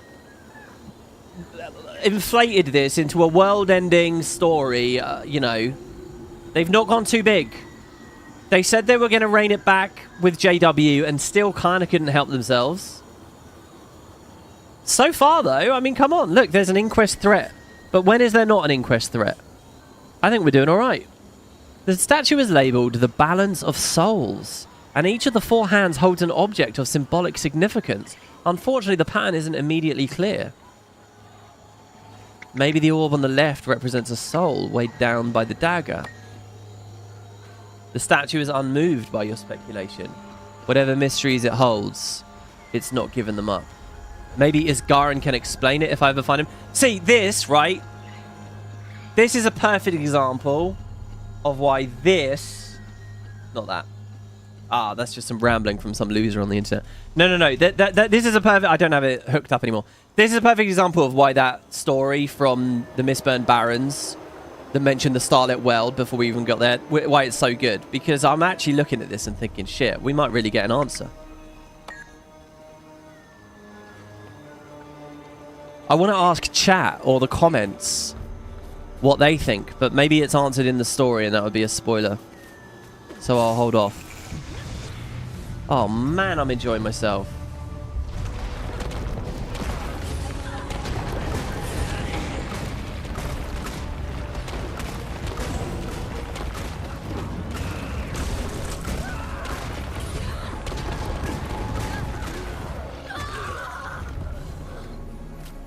We could show off. I wouldn't find it too interesting, but we could show off fire specialized elements, I suppose. Let's do that. Let's get rid of the pistol. I'll show you guys something close to what is currently obscenely powerful on Evoker.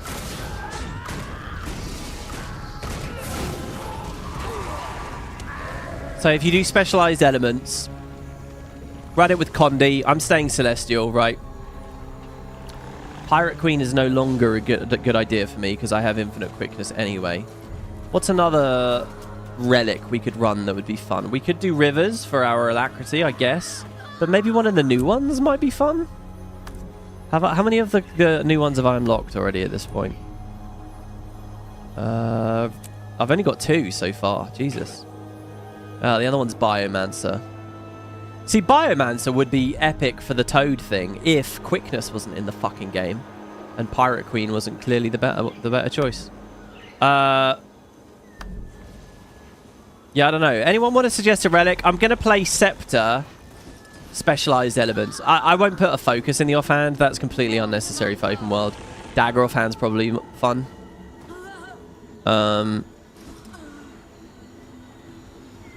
Warhorn's another choice, I suppose. Now let's say Dagger. I don't like how slow Warhorn 5 comes out. No, why? Oh, somebody killed it. Oh my god, you're my favorite person on planet Earth. Whoever just killed that thing, you're the best. I wish you good fortune. And better days ahead. Alright, well, we could have gone Celestial there. So literally, that's all I'm changing about this right now. Oh, but we can bring fire back instead of air, right? So now shit like Pyromancer's Poisson is really good. Burning Rage is really good. Burning Precision is really good. Suddenly this whole line is like ultra high value. What else? We could look into Arcane maybe. And do Evasive Arcana. Oh, especially with Rivers. Because now I can dodge roll for the burning ticks. Okay, so it would be cool if every time I procced, it refreshed the cooldown. That's actually kind of cool. Rivers plus Flame Burst. Flame Burst is nuts damage, by the way. I think a lot of people don't realize how insanely strong. Because you look at like the air effect and it's like, oh, you blind people. Okay, you look at the earth effect and it's like, okay, 1 stack of bleed or whatever. But then fucking Flame Burst, for whatever reason, is ludicrously misaligned and tons of damage. And like learning that was how you would win most 1v1s when it came to like, you know, Weaver matchups and stuff. When you disable a foe, I'm not really going to be doing that much. Let's take the Lesser Arcane Shield and arcane restoration, which should give us a heal every time we use the big fox. I'm going to stay with quickness. And I'm going to continue healing myself when I use a familiar skill. There we go. I'm getting whispers. There's seer enchanted stuff. It's a whole weapon set. Yeah, I actually saw a pop-up about that at some point. There you go. We'll play the fox for a while. River's fox. Oh, okay. So the skins. Oh, I see. The skins being held by the statue are from that weapon set. Okay, I understand. Another thing did cross my mind while I was speaking a second ago, but I decided not to talk about it because I can't remember what it's called. But remember in Secrets of the Obscure, each of the ancient wizards had a collection, like a side quest. And when you beat it, you got their weapon. There was like a Lear weapon, and there was a Mabon weapon. Like, everyone had one. There will have been a Seer one, too, for Isgarin. I can't remember what it's called, and I wouldn't know how to dig it out of the UI. But I was wondering, maybe that's what it is. Okay, here's a toppled statue. The statue stares up at you defiantly. Despite being mostly buried, the face is carved indistinctly enough that you suspect this statue represented a concept, not a specific seer. Okay, let's dig around. You find a damaged inscription on the statue. All that's legible is the phrase, Watcher of the Stars. I guess that's what it's doing now. Oh, nice. I like these little reflections from lists. I always respect when the writers put good shit in on those, because it must be so tempting to just say close window, right? Dude, this is great. Everything I loved about Janthir Wilds at Bavanisos, I'm getting again, but with the seers now. Aha, another ancient door. The Sylvan Cradle. The Sylvan Cradle? That makes me think of Sylvari, like Sylvan Hounds and shit. Magic hums across the surface of the door, sealing it tightly. It's unclear if it's meant to keep intruders from entering, or keep something within from escaping. Well, I doubt he went this way. I'm guessing during the meta that shit opens. There's a mastery point really low down. Wow. Oh, that guy looks cool. Yeah, he's getting in on the Inquest vibe. Mad respect on that. And of course... Oh, both of you are. Hey, good. Oh, all three of you are. No, you're not. You're not. Boo to Dorothea. Boo to Ken... No, I'm joking. I'm joking, of course. There's golem parts here. The bad remains of an Inquest golem lie in a pile on the forest floor. Something here did not take kindly to its presence. I'm just going to check if the meta's about... No, okay, so we're not even remotely near the meta, so I don't have to panic. There's no anxiety. We can play at whatever pace we want to play. This area is not going to get swarmed and suddenly change, and I'm not ready for it or anything. We've got loads of time. We kind of picked a perfect moment, really, and that's complete luck. I know I ended the last episode saying, oh, I'll synchronize it. But no, there would have just been no way. Yeah, I can't predict what rants I'll go on. Disenchanted sword. This enchanted seer weapon lies on the ground, unmoving but still faintly glowing with magic. Did Isgarin dispatch this, or was it the Inquest? That must be from the weapon set again. Yeah, and these are the ones that are literally enchanted and attack in that hero challenge and stuff, which someone in chat did mention on one of the earlier episodes. Oh, there's an enemy up there. The champion the Eternal Sentinel. Holy fuck, it's an anomaly. We bringing the ley line anomalies into this now, are we? A weathered tome. Some interesting clues, but still not what I need. I like the visuals on it. That's not just a single texture. That's like actually got depth on it and stuff. This tome is written in the seer language, but its condition is too pristine to be from here. We count ourselves... So, sorry, this is a more modern seer tome. So, Isgarin might have brought this. What did Liz just say? Interesting clues, but not what I need. We count ourselves among the stars. We do not debase ourselves in worship of the heavens, but aspire to the heavens ourselves. Though not all of us will make it, it's better to fall at the gate of glory than to live life mired in the dirt. It goes on for pages in the same fashion. Hey! This is a big clue. This really does hone in on that idea, right? Here's my take on the seers, okay? they're all about ascension.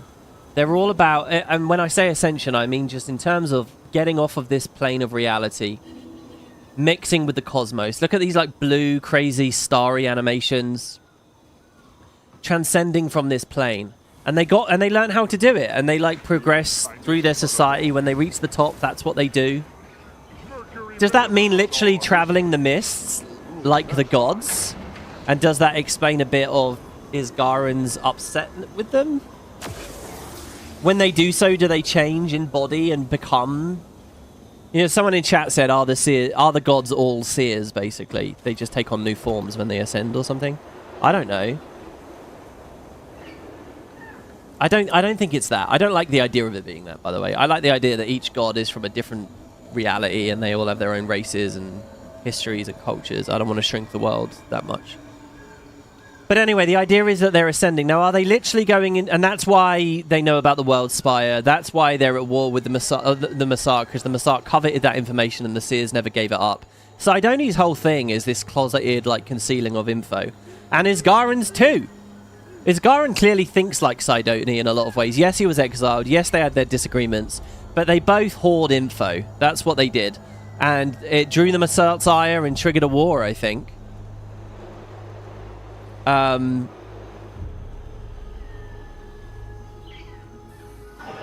it's triggered the Inquest's ire now, today. And it's creating a modern conflict. And maybe by the end of all this is exactly what Lys will be saying to Isgarin. Isgarin, who can't change his ways, and we have to put to the sword or something. I don't know. But I think this is the most instructive thing we've ever read as to what the Seers were all about. Oh, and finally, okay, maybe this ascension, maybe this becoming the stars or whatever, maybe it's not really going to the mists. Maybe it is still this idea of, like, donating their lifeblood, their magic, their energy or whatever to Tyria's life itself, right? And it explains the shadow stones and why these trees are suffused with so much magic, and maybe the origin of the pale tree. And the bloodstones, of course, as well. I'll probably need to get over this idea that bloodstones are seers.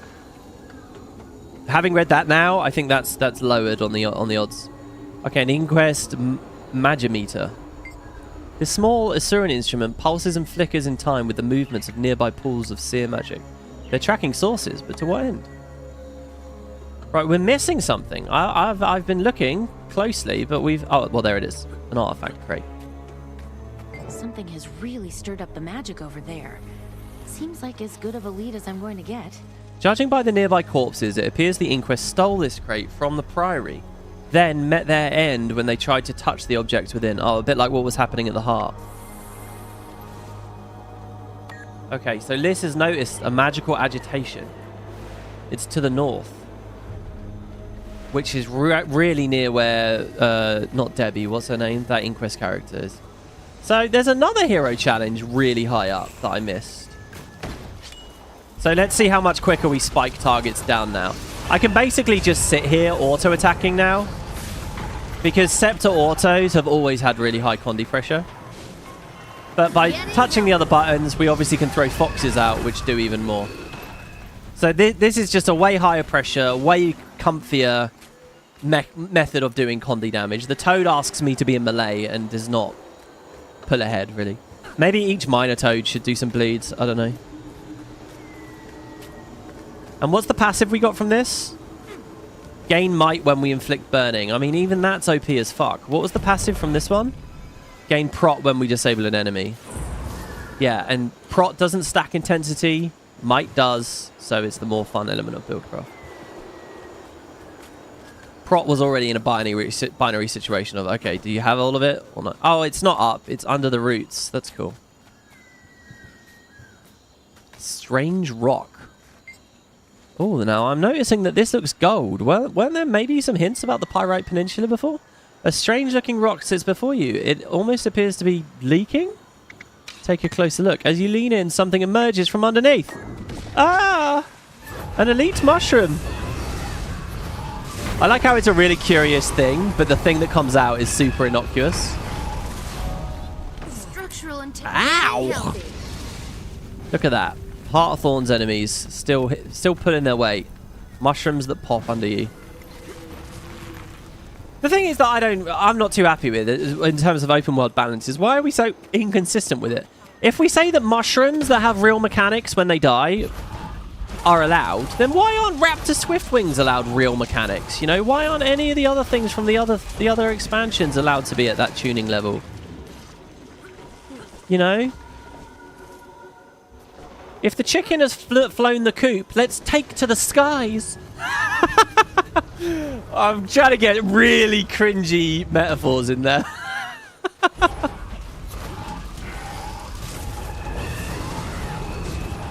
God, the fucking power creep on this shit. Why did they attach Dragon's Tooth? Oh, God. Like there, I should have missed that Dragon's Tooth. But of course it's attached to them now. Completely brain off. Alright, here we go. Magical agitation. What could have done this? I haven't seen it this agitated anywhere else on Kastora. It's either Isgarin or Vlox. Take your pick. One of them. Starlit Tourist. Better not stick around to meet whatever giant thing lives in that room. This must have been a gathering spot before the Inquest set up their excavators. Don't drop it in the pool of stars. Who knows what might happen. This statue seems to be keeping watch over the door. I don't know which one. Oh my god, we do get to go in. I don't recognize these walls and things, by the way. They do seem new. I'm very satisfied. But look at that. Honestly. Where is it? I usually don't play with first-person cam enabled anymore. That's combat movement. It must be higher. It's got to be up here. There you go.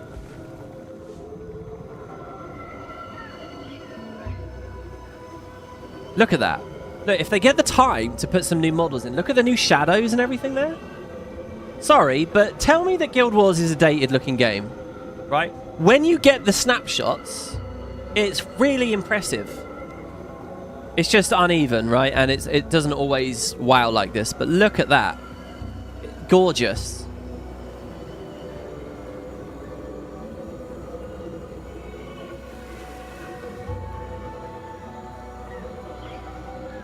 Really good. POF was very, very good for this, by the way. It had so many moments, so many scenes, so many vistas like this. The magic here is definitely reacting to something. Or to someone. What am I being attacked by? An arcane spread shot in the sky. Escape eyes, defense systems. Trigger or disable all defense systems. Oh my god, we're going spelunking. We're going into the temple, aren't we? Okay. This was where that Inquest letter was. Well, not letter, recording. I wonder if I need to read it or listen to it. Oh, this guy's fishing over here. Look at this. I'll fish with you, sir. Let's get on his skiff. Oh, yeah! Okay, that's my little Liz impression for you all. These days, dated games are looking better than UE5. People shit on Unreal Engine, but I'm sorry, I'm not on that hive mind. Right, I think Oblivion, the remake looks awesome.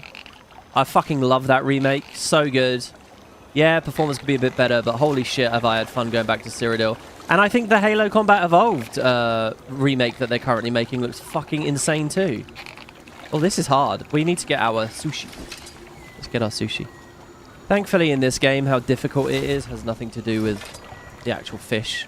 You know, in Stardew Valley, when you're really struggling, it's because it's a rare fish. But in this game, no. Look, I'm an Unreal Engine fanboy. I know it's in vogue to hate on it, but fuck all that. I think it looks great.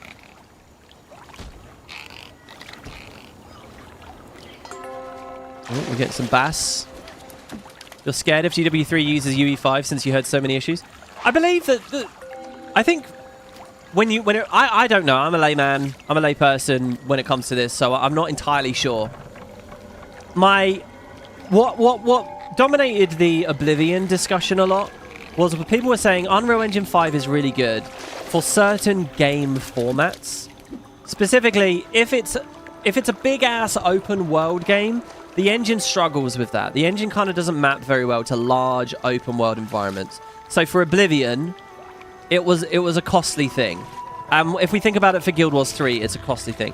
When you look at like more linear, refined experiences where you're kind of loading just a small area and then another small area, like the new Tomb Raiders or indeed Halo CE. In fact, not just Halo CE, all the original Halo games. I don't know about Infinite, but for them, they load a small section of a level and then the next and then the next.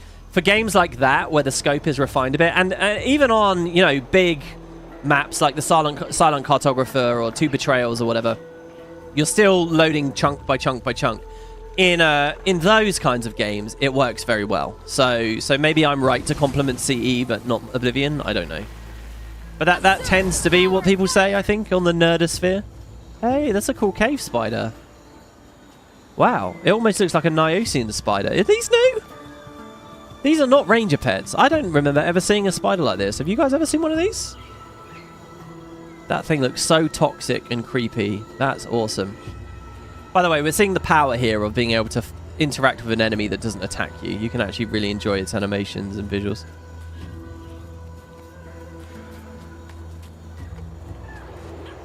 ES3 is Unreal Engine 5 and it works great there. Yeah, I don't know. I tend to think when nerds talk about game engines and stuff, they're not really talking about engines, right? They don't really know what the fuck they're talking about. I think it all just comes down to the expertise of the implementation and, the talent of the devs, the amount of time that they've had, whether they've pushed it too far, whether releasing unoptimized games actually does affect your bottom line. And by the way, it doesn't. There's a sad truth, right? And it's not about the devs, and it's not about Unreal Engine. It's about the shallowness of the consumer. And what do I mean by that? If I'm making a big video game, what matters more? Performance, on the one hand, or really pretty trailers and really pretty live streams from my content creators and stuff, and shit performance in the other hand? What do you want? Do you want it to look really good, even though it runs like crap, plus a bunch of raging Reddit threads and bad Steam reviews? Or do you want good performance, but it looks a bit mediocre? Which do you go for? Every single time, the people who pick the pretty product will earn more money. And that's all it really comes down to. And that's on you. That's on you, your shallowness, your fickleness, you're being entertained by the jingly keys. And you buy it anyway, right? Like that's the consumer that drives that market. And I think that's not going to change unless the consumer changes. It's just human nature. Right, so there's a hero challenge underneath the entrance. So that's my last chance to see if there's an Inquest. Oh, wow, look at this! This is totally just a Lion's Arch asset, really big, but it works super well. There's the power. The only exception to what I just said there, by the way, I think is competitive games. Like, the consumer will not accept a CSGO that has dogshit frames. They will not accept a MOBA that has dogshit frames, blah, blah, blah. When you get to competitive stuff, I think there is a bit of a different rule set. And I think studios do get a lot of kudos for optimizing well and being able to run on a wide variety of systems. Basically, any game that is really reliant on matchmakers and having big communities, yes, performance starts to matter more and more and more. This ancient river served as a moat with a powerful magic mixed in. Whatever defensive enchantments it had are now long gone, however. Okay.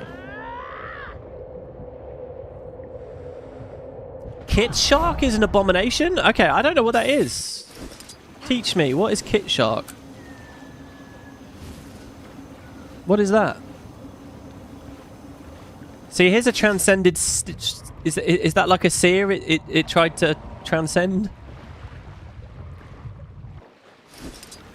Wow. It almost looks a bit buggy in these waters, but I'm kind of into it.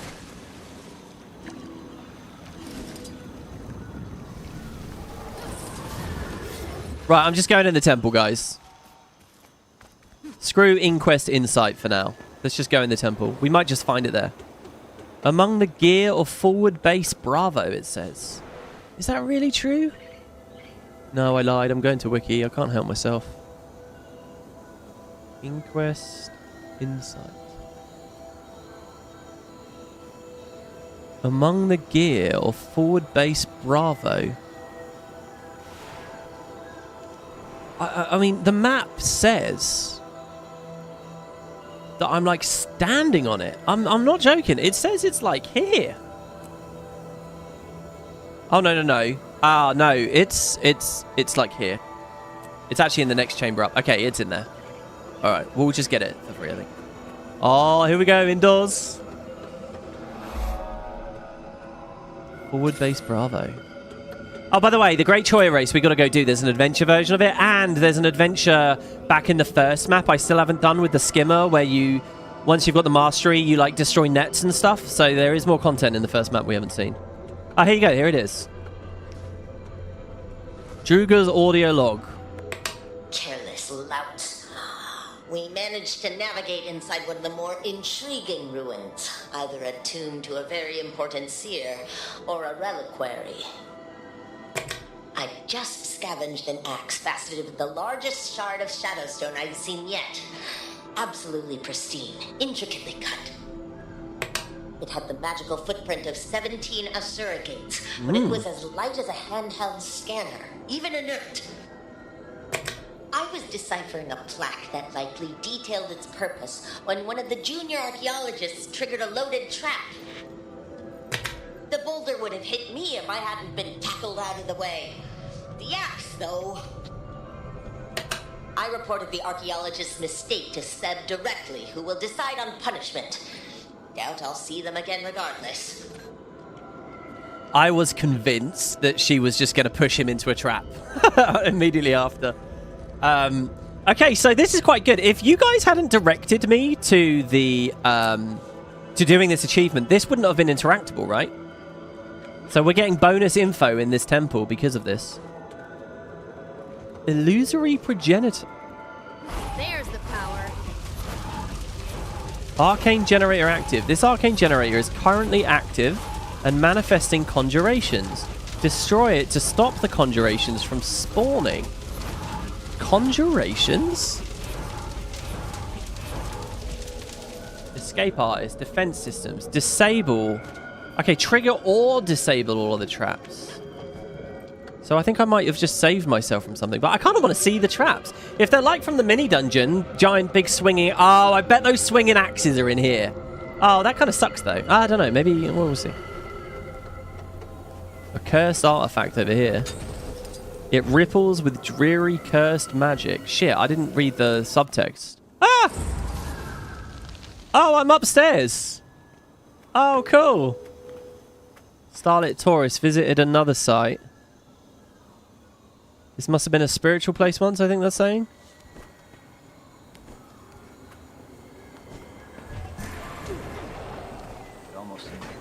Oh man, this is like... You know, when I dreamt of playing Guild Wars 2 and joining the Dermond Priory, this is what I wanted. I wanted to go into tombs, I wanted there to be traps, I wanted it to be talking about the ancient races.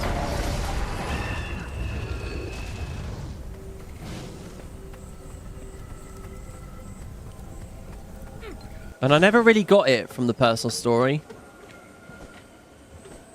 But I'm getting it here. Oh my god, we got teleported really far.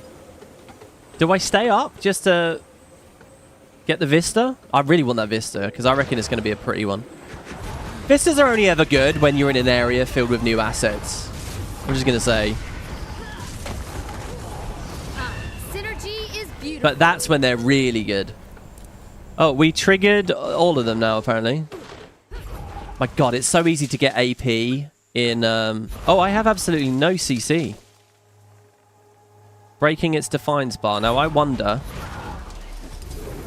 Can we treat this like the Nios turrets? No. Sort of felt like you'd be able to, didn't it? I guess there's no sky scale interactions. Right, well, we're just stuck. See, this is why... Technobabble. Alright, Technobabble. It would have been good. It is going to be good. I'm putting it on. I'm back, my baby. Alright, here we go.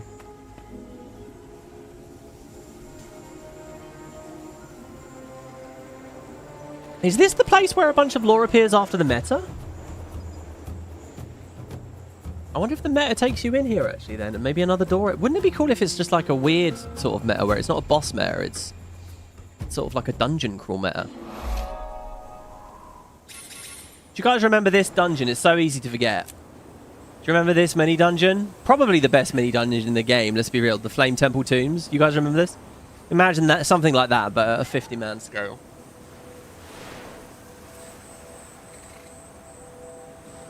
It's funny that no other examples are springing to mind, but we must have had that at some point over the years, right?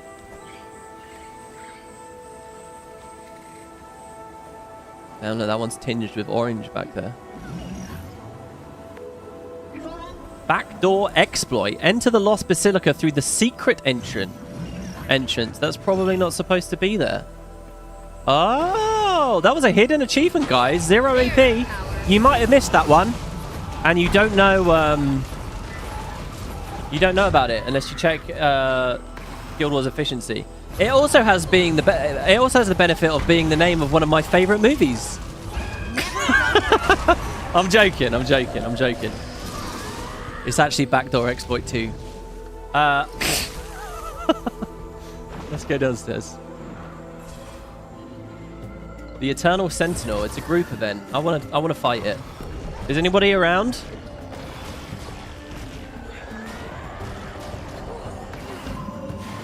He's little. Oh, we have the in and out.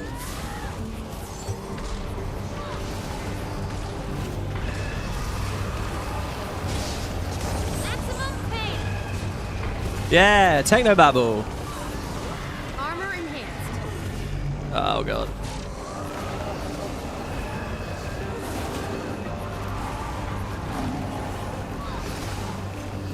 Oh god. I'm really not doing much damage. Ah, don't teleport onto me. I'm really glad I added these resustain traits, by the way. They're actually helping. Wind blast. Gust out. Synergy is beautiful. Get the big one. Go forth.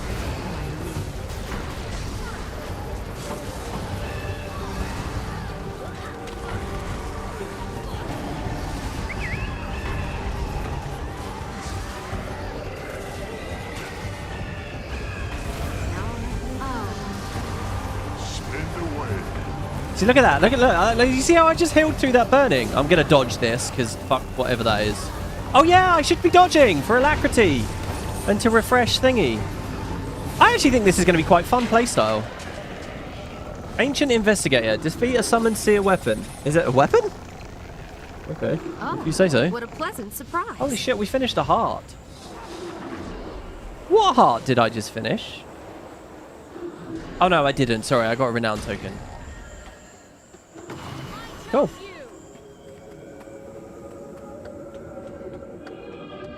See the upper right corner for the event chain. It's not the proper. It's not a meta, but it's a chain. Okay, yeah, the meta's ages away. Oh, that fucking thing's attacking me. Take yesterday's comment back. The Backdoor trilogy was clearly a perfect trilogy. Hey, I said that Lord of the Rings is as near to perfect as you can realistically get as far as a trilogy is concerned. So, I mean, depending on your view, I mean, it's perfect, right? It's that thing of, like, does a reviewer ever give a 10 out of 10, you know? And if you don't, what's the point on even grading to that scale? So you may as well. And then we loop back. Oh, a warm seer tablet in here as well. This place is amazing. This is Lassia's journal. Mazio.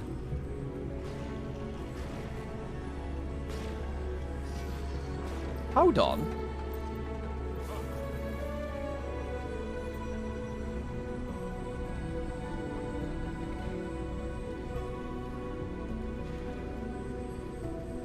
Yeah, look at that! That's him! That's the guy! The day approaches! No, wait. Oh, wait. No. Hold on. I'm getting confused. Jesus, I'm looking at the wrong window. It is! It is!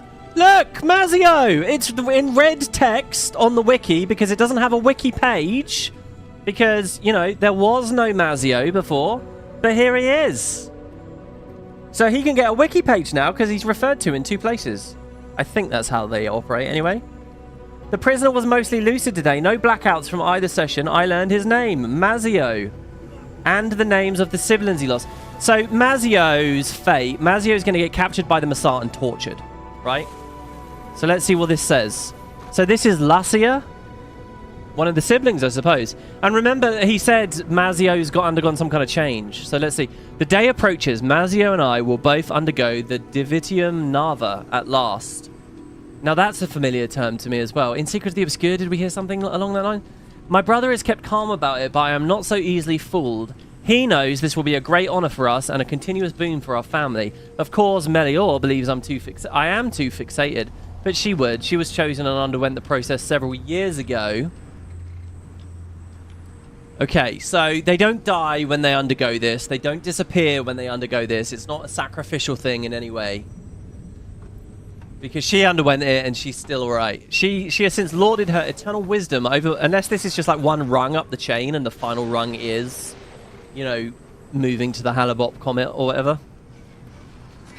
She has since lauded her eternal wisdom over my brother and me as if she were a doyen herself. But then she is our elder sister and she loves to remind us. Still, I admit some petty jealousy on my part. I have long wished to tend and work the forge and make divine instruments as my elder sister does. And since the three of us were allowed residence here... Sorry, ever since we were allowed residence here. A role that requires immense power and control. Two things she tells me that I lack. It has been enough to serve her as an apprentice over the years, but banality has crept in, and I tire of a mere supporting role. I did everything asked of me, so then a time skip. I did everything asked of me, word for word, motion to motion. Everything Mazio had done mere hours before my own attempt. Instead, my body wilts. I can barely float from one room of the convalescent ward to the next. That's interesting they've got this floating thing between both the Seer and the Massat as well, right? Like there was that thing, I believe, didn't they say that the Gilded couldn't fly yet? For on the Massat side of it? I have been summarily rejected. I have been cast out by the will of this world. I will never spin threads of chrono-animatic infused damask. Or create... Oh, wow, that's cool. It's like a new form of ascended crafting. Or create a masterpiece like the Dorit Fine. What is the Dorit Fine? I will waste away, unremarkable and irrelevant. Oh. Little brother, elder sister. If you read this, perhaps you'll forgive my melodramatics in time. I am empty and spent. Something has been taken that I can never get back. Centuries chasing, preparing to finally stand at your side, sister, among the ascended before us. For it to collapse away beneath me, I cannot bear it. So you only get one chance with this shit. What does it mean to be rejected by the world? It's like there's something about communal with Tyria going on here that I wish I was invested in as a plot point, but... I point you back to End of Dragons. Mazio left Castora this morning. Well, fuck. Mazio's not going to have a happy ending, bro. He woke early and carried me to the coast to watch the sunrise. We sang for a time and spoke for longer. The conflict with the Massat has grown beyond small skirmishes. At least that's what we're told. This is so good. I actually got shivers there. Seeing how it connects to the other shit. This outpost is to be abandoned in the coming years to protect and preserve its secrets. And if the healer's assessments are to be believed, my condition will overtake me before the last portal closes.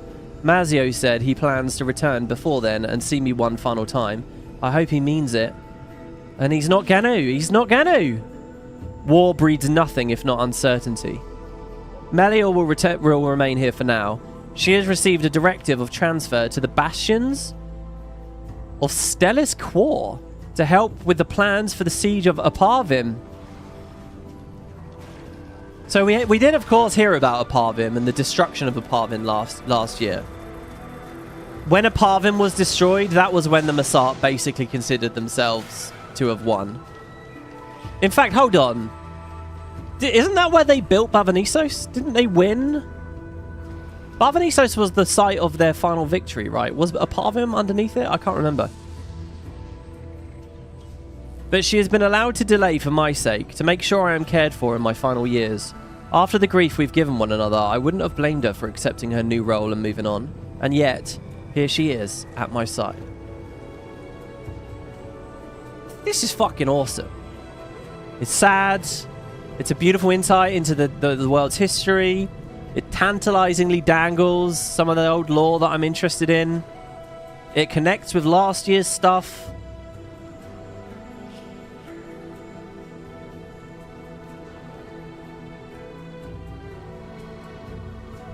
Do you know what it makes me think as well? It makes me think I trust you with Guild Wars 3. That's honestly how I feel.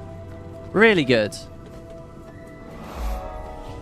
I just wish more players were getting the big picture.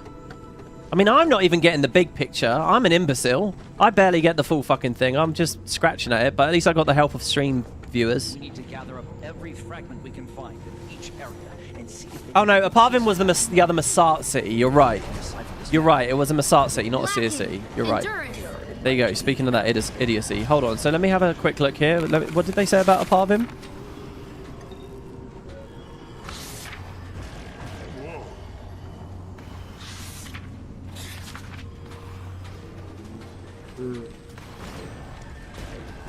Can't even see it. I'm scanning.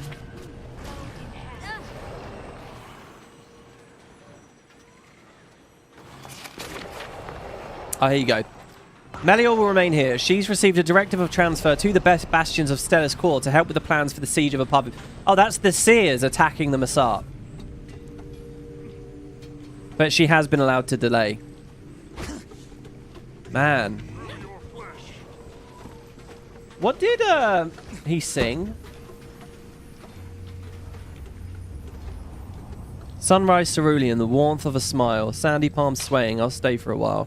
Spinning and weaving, our magic runs deep. Sunset Sienna, the wild world sleeps.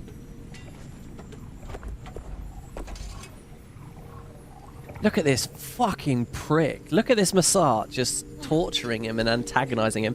The Masart were written so well. Because they're so nasty, and they come across even nastier now that we can empathize with the Seer side of it a bit more. But there was so much culture there, and I kind of... really, really good. Okay, what is this event? Help Explorer Dex decipher the relics. This is a Seer relic of the Celestial. The wrong pile for this relic. Oh, am I holding a relic? No? You think the bastions of Stellar's Core might have been bastions of Amnitas? Or maybe modelled after it by Isgarin? I assume that all the bastions Isgarin is responsible. Well, okay, look, when Secret of the Obscure started, what was one of the first things we heard? That the bastions are old. That they're really old. So actually, yeah, I think you could directly say one is another. How do I know what I've got? I have the Relic of the Celestial now. Okay.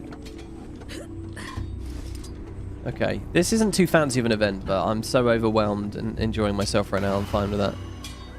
I want to speak to Delect as well and see if he has anything to say. This is knowledge. I mean, what if it's the Wizard's Tower? Not the new Wizard's Tower, the Ascalon Tower, right? Well, maybe not. Maybe they're separate things. Where is he? Oh, there he is. We've reactivated their defense protocols. Have we? Oh, he doesn't have anything to say when I press F. Yeah, I don't think we heard anything about Aparvim. Aparvim is a bit like, you know, some of these Lost Asura cities. Ah, I just had that moment again. You know, I always say this. I always like it where I'm really deeply captivated and interested in one bit of the world building, and then suddenly something makes me think about a different bit that's like totally disconnected. And I just had that. Because we're talking all about the Masart and the Seers, and suddenly I was thinking about modern Asura. And it's always so tantalizing for me.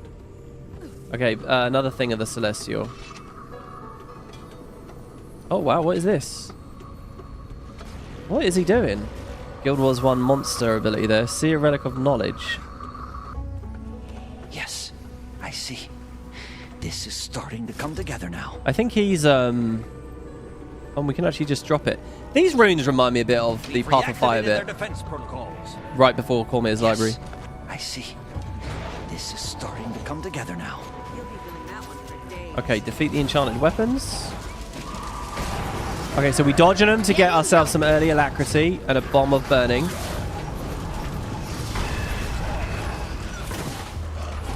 We can dodge every 8 seconds. I probably don't have enough endurance to sustain the full thing, but whatever.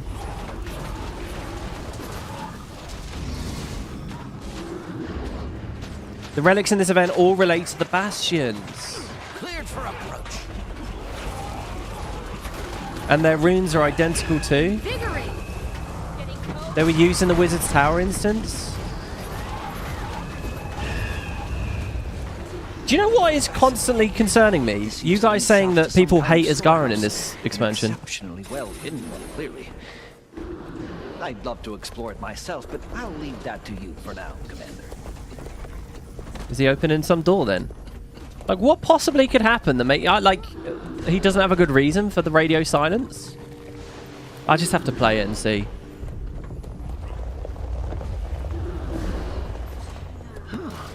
Look at that, will you?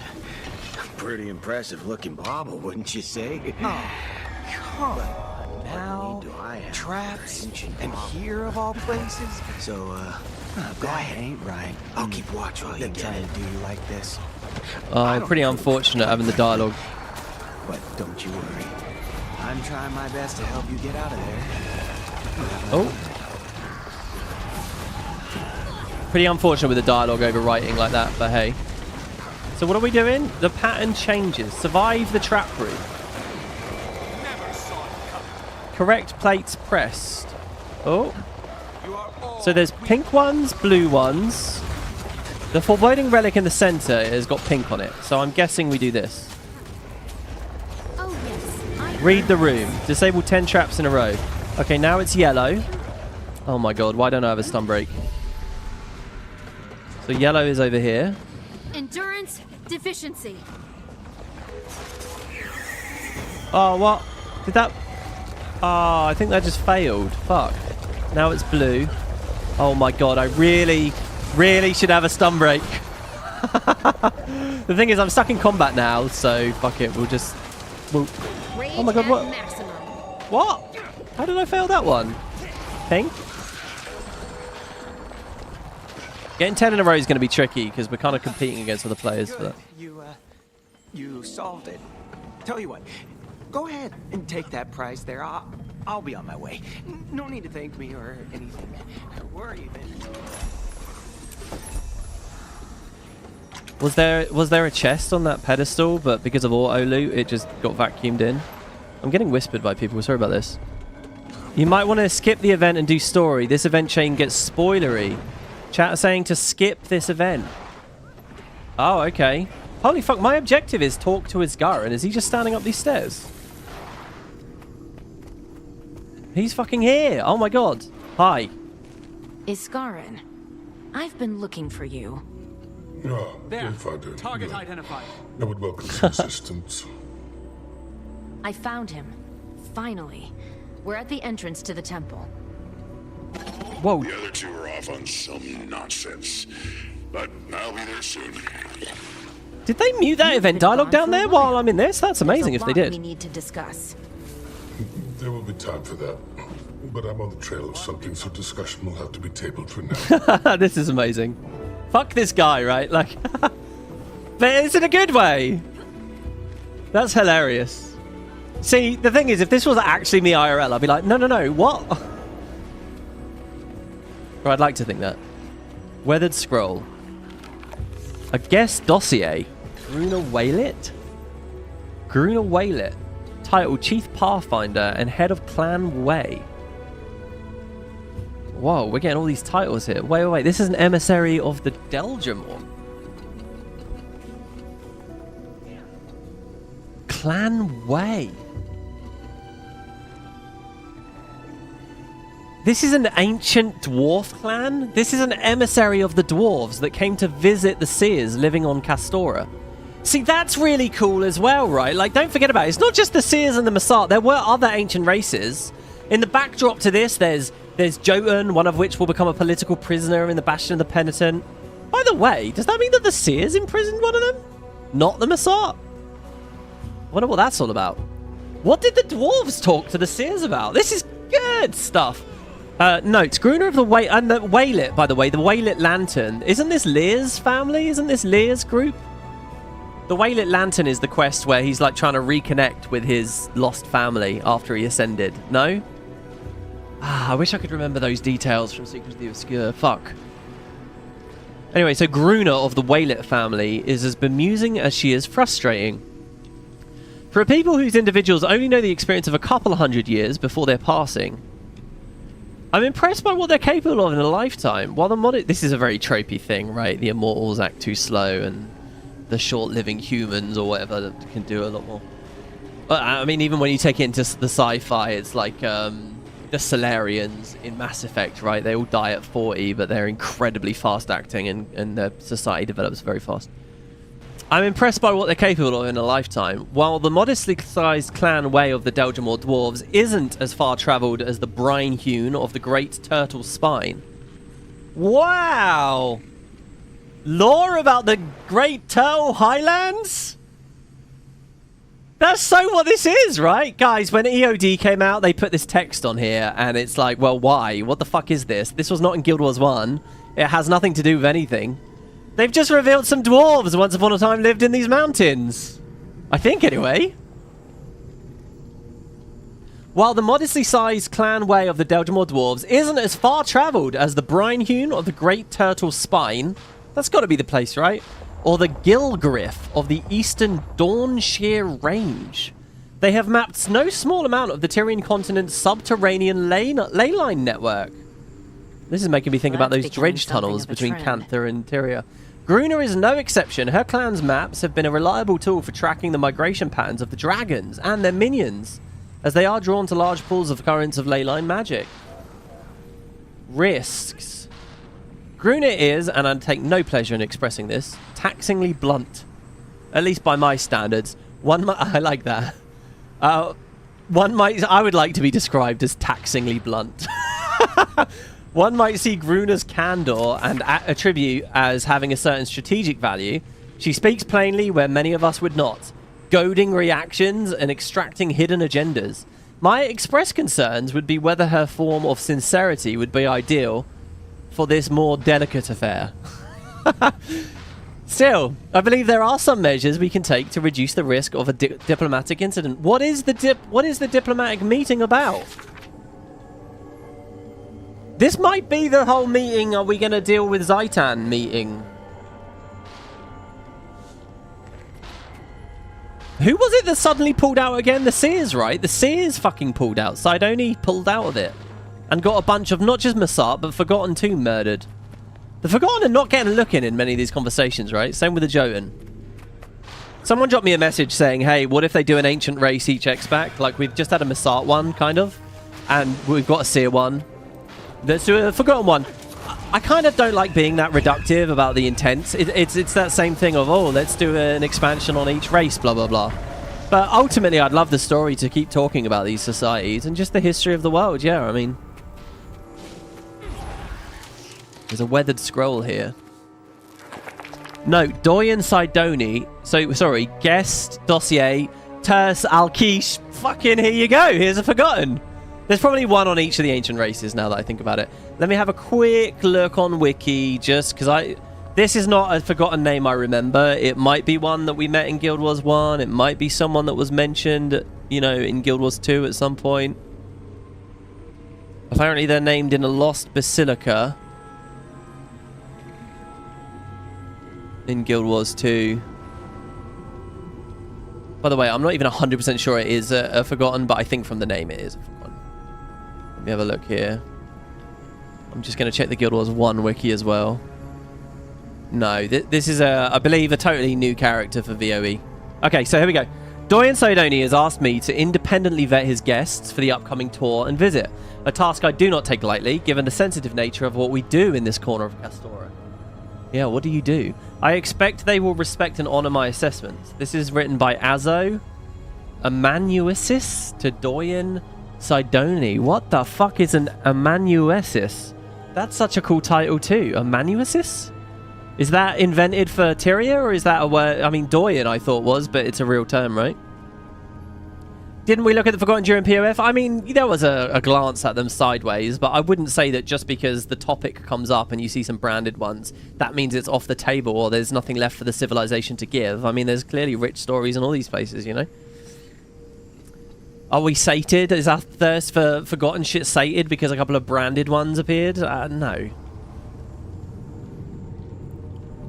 So, name, Terse.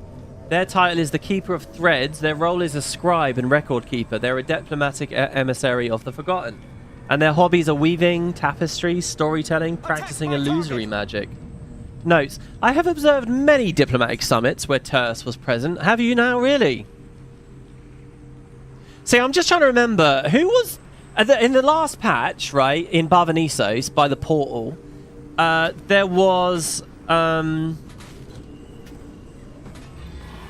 a diplomat there that had gone to tell the Massat about the Flameseeker prophecies, remember?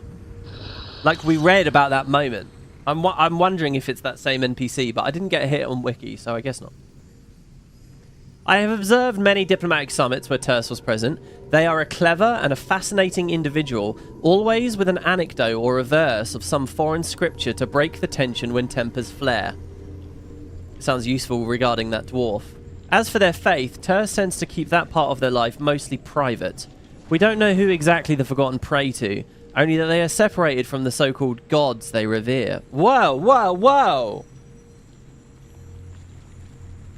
Holy shit, this touches on everything we were talking about a second ago.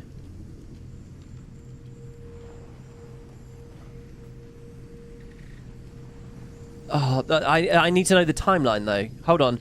My interpretation of all of this was it was way before the human gods got here. My interpretation of all of this is that it's like pre... You know, we're not dealing with 1,250 years ago or whatever. What year is it right now? We're way back. I mean, the war... We're 1,300 years ago. The war was like in the 10k before that. So we're talking about the Forgotten... But maybe this summit was a recent summit. Fuck. There's probably a clue in that other document we read just now. I don't know. Are they talking about the human gods? There was a very tight pairing between the human gods and the Forgotten. Such beliefs are worthy of our scrutiny, but that's no reason to spurn. Spurn Terse's company and counsel. So risks. Keeper Alkesh enjoys a personal friendship with the Doyen, and thus a certain level of trust, a personal friendship between those two.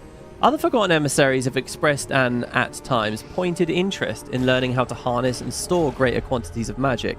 I do not believe that Terse's own silence on the matter is an indication that their people have since discovered the means to do so on their own. But seeing as this rare visit to Castora will include a few rudimentary seminars on ley magic and how to harness it, it will be interesting to assess whether the Keeper's interests and loyalties shift as a result. I think this is where they learned how to make the Bloodstones. I really do. I think that's what they do. They built the Bloodstones here. I'm kind of circling back to that. I love the way they're talking about this stuff, by the way. It's kind of like the construction of a Bloodstone is like this fantasy settings version of splitting the atom, right? Or building your own nukes. And it's like each society is maybe working their way to build it for themselves. I don't know. What do you guys make of all this? I'm really interested in chat at the moment.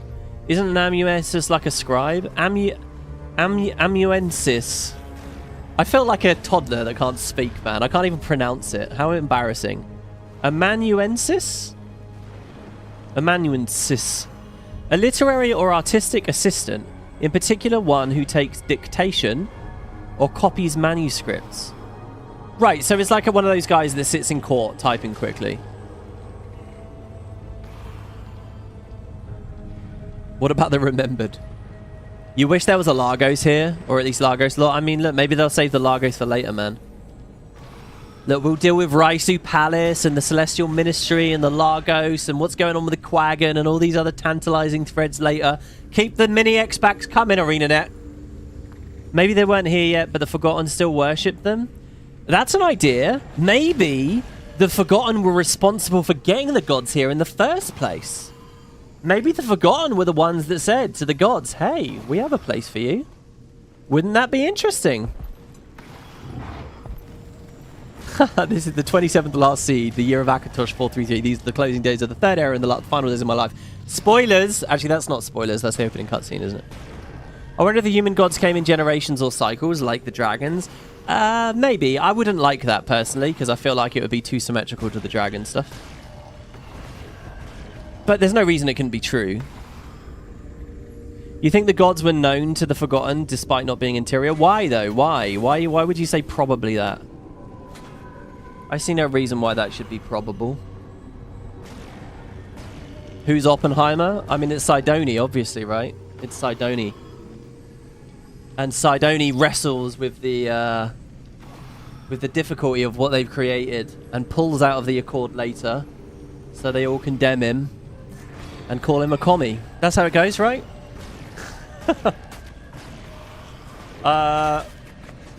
More documents. Other side of the room. Oh. Ow, I bumped my head. Observe the power of fire. Weathered scroll. Guest dossier Zepho the Dream Spinner. This almost sounds Centauri or something. Who the fuck is the Dream Spinner? Oh, this is a Joten. Okay. Diviner, astronomer, diplomatic emissary of the Joten. Stellar. Their hobbies are stellar whist, baking, and percussion music. One of the Doyen's invitees, Zepho, is the youngest, though of middle age among his own. A pursy giant draped in flowing garments, Zepho carries a certain calm and warmth that most find disarming. He is a shrewd choice for the Doyen, given Gruner's invitation. Of course, his tempered demeanor also serves his work as a diviner and an astronomer. There's a level of emotional and arcane equilibrium required to wield the kind of divining magics the Joten use for astral card readings, as well as their charting of... which is what, by the way, we see Waiting Sorrow does now, right? Oh, no. Well, they were Waiting Sorrow... No. It was definitely Dagda's cards. It's just Waiting Sorrow had a card. Isn't that right? As well as their charting of celestial and terrestrial events. And Zepho has some mastery over these practices. Risks. While I do not dismiss the practice of divination and its interpretations out of hand, those prone to superstition or paranoia may sometimes fall prey to even the vaguest and varied foresight of what they believe has yet to come.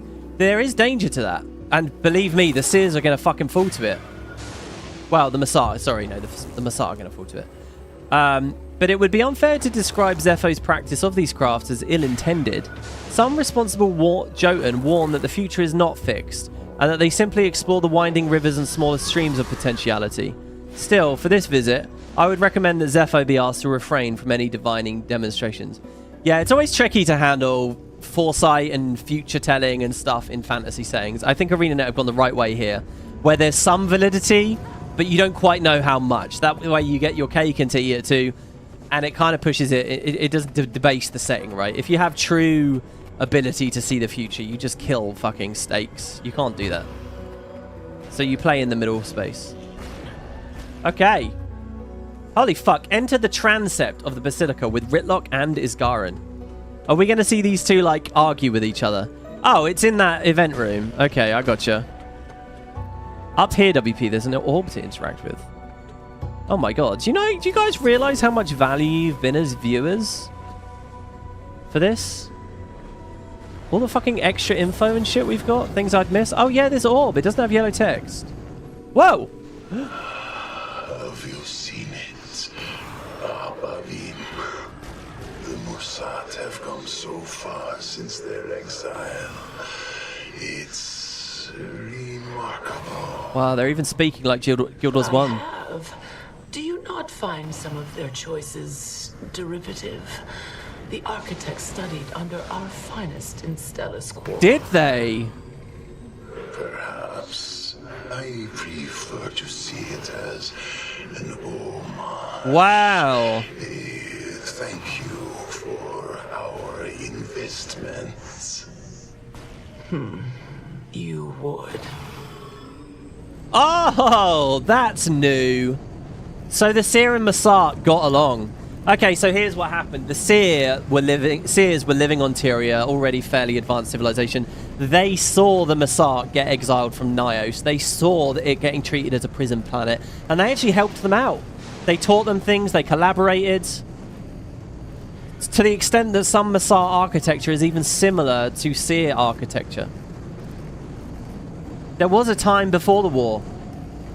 And the war is purely... I'm sure that's what it's going to be. The war is because Sidoni didn't want to tell them how to escape. The Massart realized that the Seers could help them flee, and the Seers don't. Oh, we could get all these cool little details, guys. All these bonus little glimpses into the Seers slowly losing their faith in the Massart. Realizing that they are cruel, realizing this, realizing that. And you know, if this is written really well, it's not going to be clear-cut whether they're right or wrong about it, you know. Maybe the Seers should help them out, you know. It's the Prime Directive. That's what it is, okay? And the Prime Directive is a really juicy topic and really fun. Do you interfere with lesser races? Do you make them stand on their own 2 feet even when you can help them out more? Did we get this one? The only thing worse than being chased down by the Arcane Eye is being chased down by the Alliance's deputy. Yeah, the Eye aren't really in this story, are they? The commander brought a team to Castora. There's no walking back to the comforts of tenure at Dynamics now. Kuda wants to begin countermeasures, but Vlox wants us focused on the mission. He'd rather we avoid the commander and keep moving. I guess it's not a wrong choice. Picking a fight before we must may not yield beneficial results. But I also understand Kuda's drive. She'd rather eliminate the problem before it has an opportunity to fester. In the meantime, I've asked if Vlox can share anything else from Zin's notes that might help. He says there's nothing. I suppose the only choice is to press on. Once we find this object, the Alliance and their lapdogs won't be able to stop us anyway. I wonder if the story ends on a cliffhanger where they actually get it. Because I did see, by the way, I just want to say, I noticed the last achievement is called Things Are About to Get Interesting. I think that's the end of the expansion, so I think there might be a big cliffhanger here. So more evidence here that Vlox is advocating peace and non-conflict, and Kuda is a fucking bloodthirsty psycho. Well, not a psycho. She immediately wants to fight back. It's cool to hear them talking about us, the commander. I'm loving this. Ancient tombs juxtaposed with the technological cyberized fucking Inquest. Guys, this is the best mini X-Pack so far. It's kind of hard for me to make that judgment fairly because, one, I haven't finished it, and also a lot of why this is popping is because of groundwork that Secret of the Obscure and Janthir Wilds laid. But this is good. I'm actually enjoying myself right now more than even the White Mantle and Cordicus stuff last year, which was also very good for me. I'm enjoying myself more. This is really, really shining for me. And again, it's hard to credit just the one. I think they're building. All right, let's see. Fumbling in the dark. Wow, that looks like a big room. Is it really that big back there? Oh, there's my little otter. Yeah, we'll use you eventually. This is it, huh? Indeed. A sacred temple of my people built in better times. No outsider has ever set foot within before now. Don't think that's true. We didn't get here first. Yeah, and there was a fucking summit. Then let's get inside and get some answers before it's too late. Wow, okay. What, is the summit just hosted out here? Oh, I do wish he'd talk a bit more. I know that the story is he's closed off with it, but okay, let Liz rebel against that a bit more. All right, have her voice us a bit more.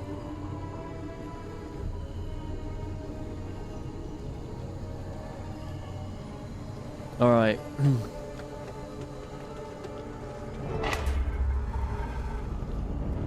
Looks like they left some behind to guard the place. Okay.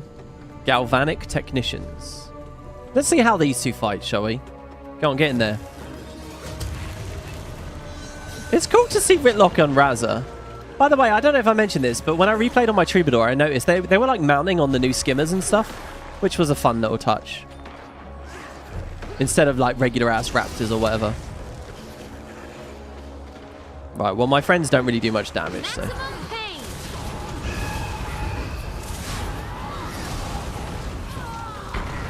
Unlikely to be the last resistance we face. Let's get moving while we have a window. Is there anything... Okay, what are my achievements? Safely make it through without getting hit by any traps. Discover the mysteries of the crypt in the allotted time. Well, we ain't getting that. There's no fucking way. I'm not even going to try it. Tomb Runner, it's called. I'm not even remotely going to try it. I assume there's no interactables back up on that ledge. I'm so happy that this map does actually have a big temple complex and all that.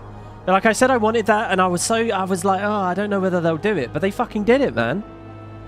I thought this was just going to be mostly generic Heart of Thornsy-esque jungle, and that my favorite map was going to be this, but no, they really pulled it out.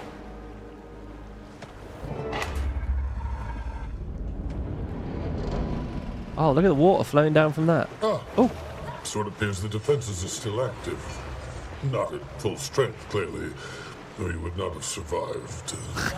That's good. How lucky. That's a good response. Carefully then. Yeah. I also like how he was clearly happy about that. Oh, they're still working. Okay. Make it through without getting hit by any traps. So I can trigger them, I just can't get hit by them. So what is the trigger range, I wonder? Okay, so I can just pop all of these. I don't even need to dodge off of them. Wait for the boulder.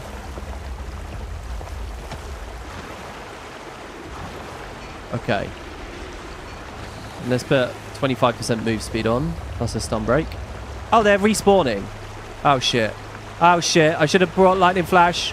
How do I read the journal? Okay, does it disable them all in that room now that I'm through? Oh, this is fucking trolly. Alright, I think we can... Well, I'm going to grab it and walk away and see it. Ah! Okay. Alright. Woo! Freebooter's journal. This is it. This is the job we've been waiting for. Instead of stealing coconuts and driftwood from those hole gardeners, we're finally going after a real treasure. Stealing coconuts and driftwood. That's amazing, because they're obviously references to those two elements of that heart that I was talking about today. How good is this? All of this time we're being stranded will be worth something, and I'll be headed back to the mainland with a fortune. And these cowardly inquests are letting us lead the way. Sure, we'll get them their artifacts after we've loaded down our bags with the best of the loot. This is going to be my biggest payday ever. The most manly of shouts. Yeah, sorry. Oh no. There you go, that's a manly shout, isn't it? More of them. They swarm like There's the power. Wow. It's pretty dark. Oh, I'm liking this. Look at this. Quickness, alacrity.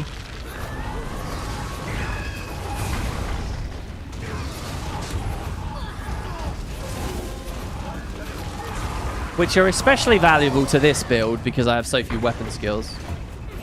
So when they run out, they run out. You don't want that.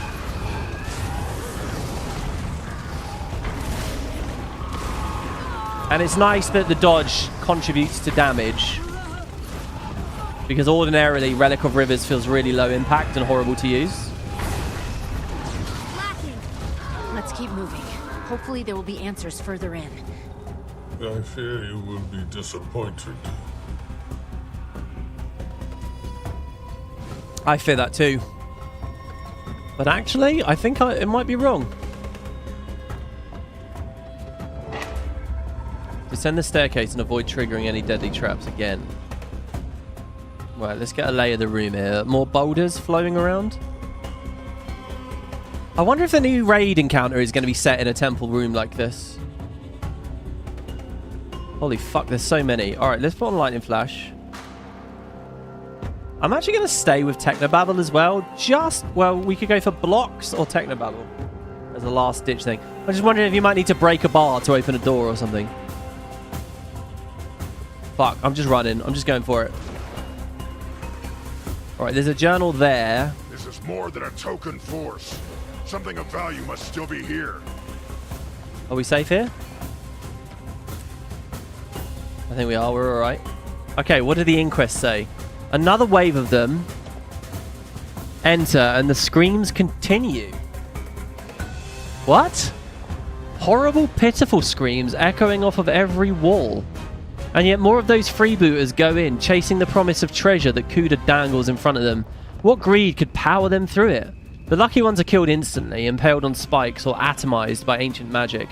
The unlucky die, slowly, over hours of waiting in the dark, begging for rescue that will never come, praying for death while it toys with them like a cat. We do our best to ignore the sounds, knowing that if the freebooters fail, it will undoubtedly be us crying helplessly into the uncaring void. Oh my god. Alchemy, what am I doing here? I just wanted to be able to pursue my research without the council and the colleges impeding me at every step. And even now, in the mouths of the abyss, I hate them still. In my first year with the Inquest, I accomplished more than a decade working within their system. So yeah, I hate them all the more for not leaving me any choice, for making the Inquest the better option. I cling to one foolish hope. The director doesn't approve of Kuda's methods, and her crew speak of it often. Maybe he doesn't know the conditions we're being subjected to? Perhaps if I can find some way to inform him, something can still be done, but more likely, my time will soon be up. They're doing very well to slowly make vlogs more and more convincing, and if there's going to be a rug pull by the end of this, where he is just a fucking manipulative, cunning bastard, presumably he puts up with Kuda for a reason.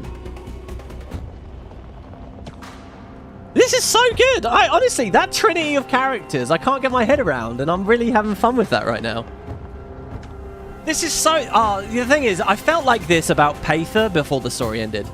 And I felt like this about Waiting Sorrow before... Well... I don't know. They're doing good. I was going to say something else. I've completely forgotten it. Whatever, let's just keep going. So, 1, 2. I think I'm going to do it this way. And now we fight. I got an achievement there. I don't know what. We'll have a look in a second. Don't let him knock me back onto the traps.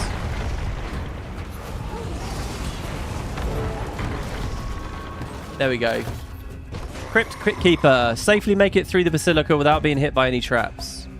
We have 47 seconds left on this. Yeah, what did I just get? Oh, nothing, I guess. Okay, we must be getting close to something big in here, because they wouldn't have left so many impediments if they weren't defending something important. The others expressed their doubts, but I've instructed them to press on. Won't be long now.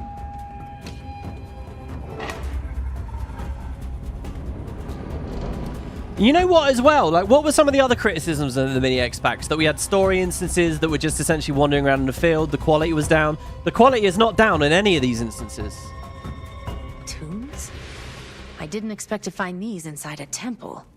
Well, some deaths have more spiritual significance than others. Wow, look at the blue in here. Look at this. I really should take VTuber list off screen, shouldn't I? I don't know. Or hotkey it, at least. The thing is, if I hotkey it, I'm going to toggle it one day and forget. Tombs investigated. So we've got 3 tombs.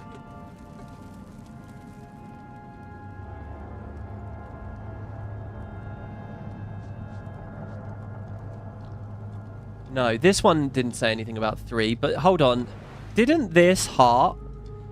Wasn't that message in that tent? Didn't that talk about 3? We 3, blah, blah, blah. What was the poem? What was the song? We 3 under starlit skies or something?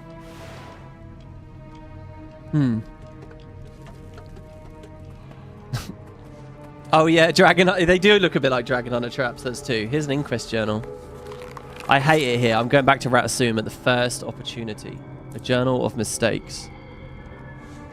Yeah, but so where are they? Or why are all the doors shut? Did they get atomized? Did they get teleported? I still haven't seen that key mechanic, by the way. Secrets unearthed. I did play a little bit last night, and I just didn't see it come up. Here's the tomb. Ah, what? All right, okay, fair enough. Oh, but I should be able to press F on that.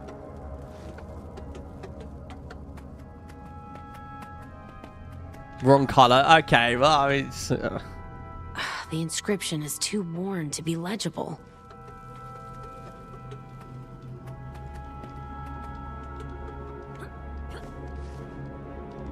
lost in the rite of Dividium Nava, fallen on the doorstep of divinity. More defenses? How did the Inquest not set them off already? Because this one was intended for me. What? Okay, so hold on. These are tombs of people who went through the ritual but never made it, never survived. Like that document we read earlier. In fact, one of these three may literally be that character. What was his name? I can't remember. Or her name. The middle child, whoever that was. And Isgarin's not allowed here? I mean, he was exiled, right? He was exiled from the Seers, so maybe it's like, fuck off Isgarin. Isgarin went through Dividium Nada or whatever, and he got exiled after he gave it to Waiting Sorrow. So they don't want him coming here to... Did he bring Waiting Sorrow here to ascend her? Or did he... I don't know. Okay, what do we want to do here? Shield magic disabled. Champion enchanted transfiguration. Protected by traces of seer magic from a nearby artifact. So I'm going to play the minigame here.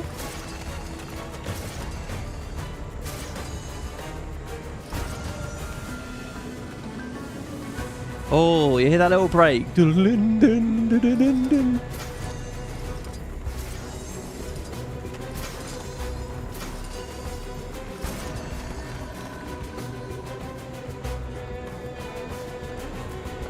I hope I'm doing this the right way.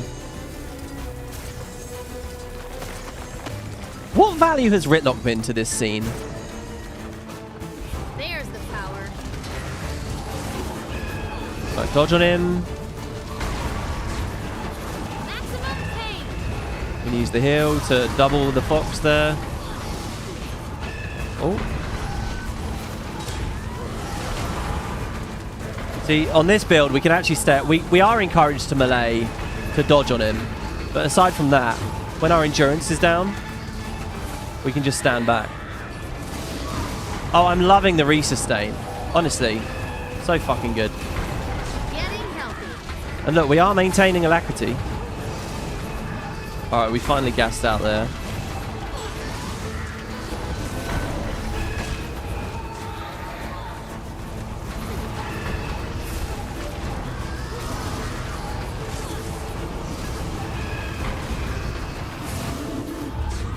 Ah, he dodged my fire grab.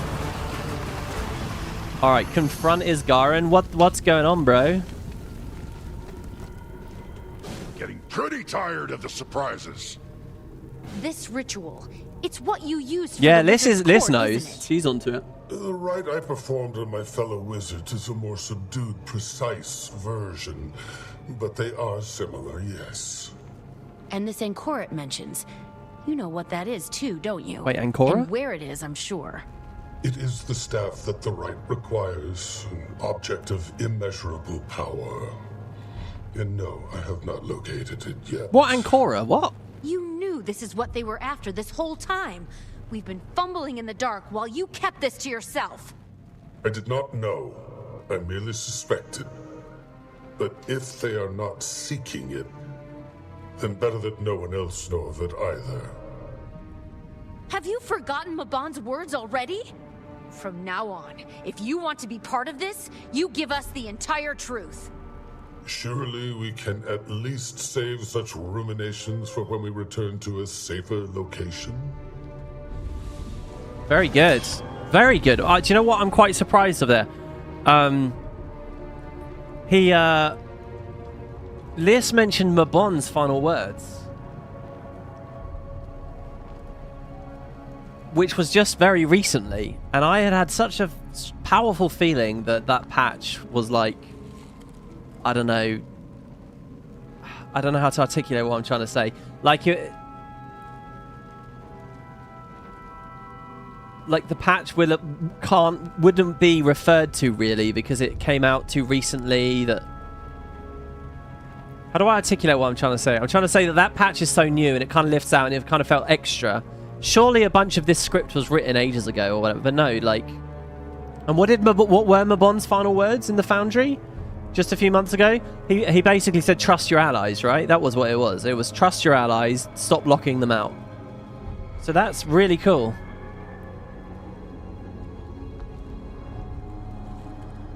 I'm very happy that it's a real artifact and a real thing, by the way. And the fact it's another staff type thing, like the Scepter of Ore, like the Staff of the Mist, like Legavo or whatever, I think that's really good. Because I already, as a Guild Wars fan, am in a place where I treat those artifacts as very powerful, very important things. And I totally buy that there could be more things on that power level. And I totally buy that if the Inquest were desperate for the...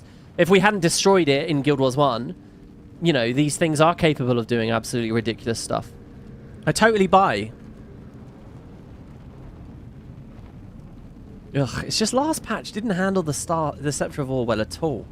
If there's all this influence, maybe this thing probably has to be even stronger than those, because, you know, why wouldn't the Inquest be all over that like flies on shit last year, trying to steal it from Livia or whatever, you know?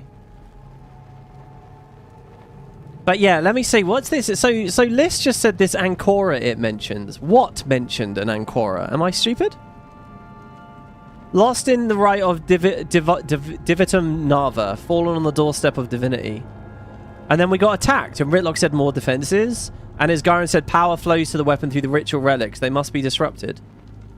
And then he says, because this was intended for me. We kill it.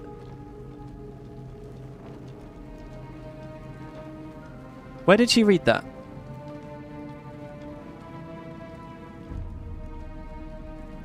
Turtle Moji in chat says, I don't understand how we learned about that Ancora either. That was a bit confusing. Yeah. Statistically speaking, this is rather rare. So there's an achievement to beat that in under 10 minutes. Oh no, we're running out of story.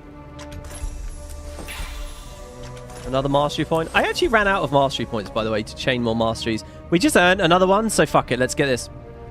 Lingering Magic. Gain key charges when entering Castoran maps for the first time each day. This effect is refreshed when completing a Visions of Eternity meta or a world boss. Hey, that's a good idea. I still don't know what that system is, but that might mean when we leave this instance now, we get a key. So you get like one guaranteed one or something? Oh, I thought that was a story mail there. Hey WP, love to join the Spud community. Please send me an invite. You need to specify whether you're EU or NA. I can't invite you to a guild if you don't say whether you're EU or NA. I've also had a lot of examples, by the way, of people join and then they tell their friends, oh, you should join Spud. So then their friend mails me, but the friend never specifies EU or NA because in the middle part of that communication, they weren't told to. So again, I can't invite people if I don't know what branch to put you in. Ritlock, what do you think of all of this? I love Ritlock. I feel like he's not offering anything to the story yet. It's lucky for him that you're here. I'm not as diplomatic as you are. What do you make of all of this? It seems like we found an answer, but bigger questions along with it. It appears that Vlox is seeking to ascend like the Seers did, but we still don't really know why. Well, immortality is quite the... Power is a means to an end, not an end itself.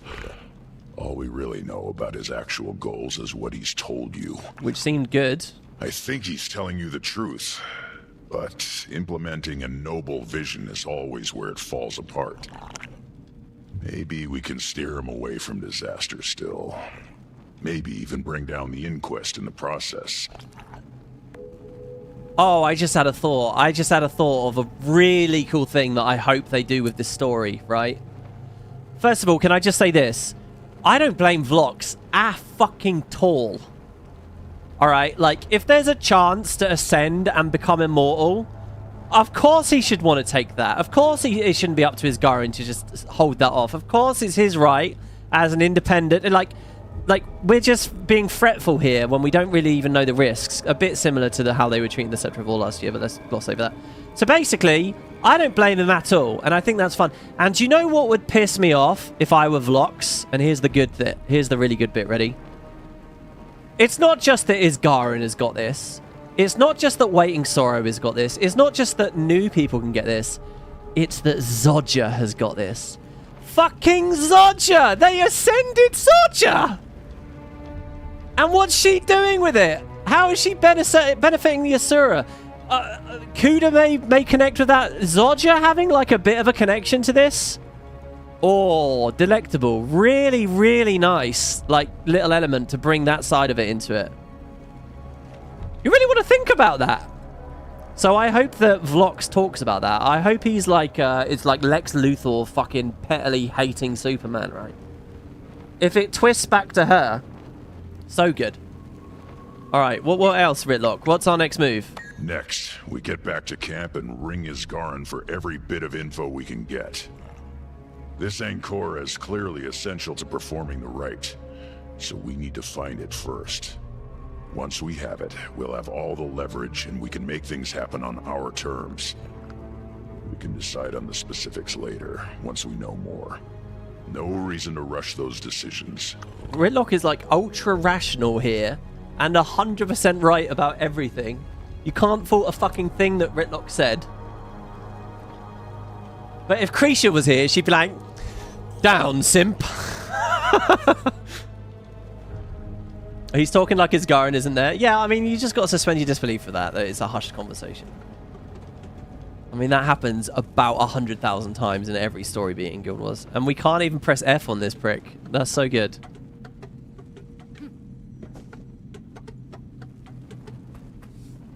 Oh my god. Ritlock knows a thing or two.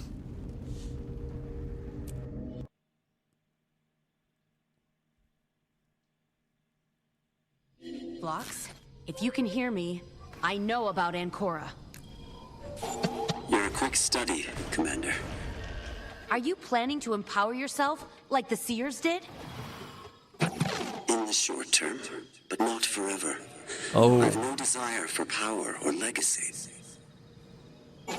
It's enough that I do good, even if I'm forgotten. And what would you do with that power? I can't know exactly what the optimal strategy will be yet. The rite will give me insight beyond what I have now, and I will adjust my plans accordingly. But my goals will remain unchanged. I'm going to return control of Tyria's future to her people. The next generation of those like you. Guild Wars 3? I can't let anyone use Ancora Vlox. I've seen what power like this does to people. It's too dangerous. What? Fuck off. What about I Zodja? need you to trust me. We will find a better way. We can keep Tyria safe together. Very well. If that's how you see it, we will speak again soon. Hold on, I'm not all about that. Hold on, I thought the whole thing with Zodja was we kind of came to terms with it. I guess that reveals the commander actually really hates the whole memory loss and everything. And if that's the case, talk about it in-game. We'll have it a little bit in-game. Have Liz specifically talk about that. Oh my god, look, there's still POIs and shit that we haven't done in here. It goes down and stuff? Wow. Speak to Isgarin at the Foothold Bivouac. Oh. That was fun. Very, very into this. So next part, guys, we are going to continue our adventure with the strange artifact. I believe at this point it's fair to say that there are no spoilers for the meta or anything, right? So we can go into these rooms. We're on to chapter 8 out of 10, everybody. 8 out of 10. And we'll see where this is all coming to. Lots to reflect on today. Lots and lots and lots. Thank you very much for watching. Thanks for all the extra lore info and chit-chat, guys. Check out Timey Hard if you can. Join their Discord. Give their devs a bit of encouragement and enthusiasm. You know, these people don't get enough of that stuff. Thank you for watching. And, yeah, join me next time as the Let's Play continues. I'm now safe to do the meta and the event chain here. I wonder what spoilers you guys think actually do appear there then. I guess we'll see on the next one. Lots to think about. Alright, guys. Take care of yourselves. See you soon.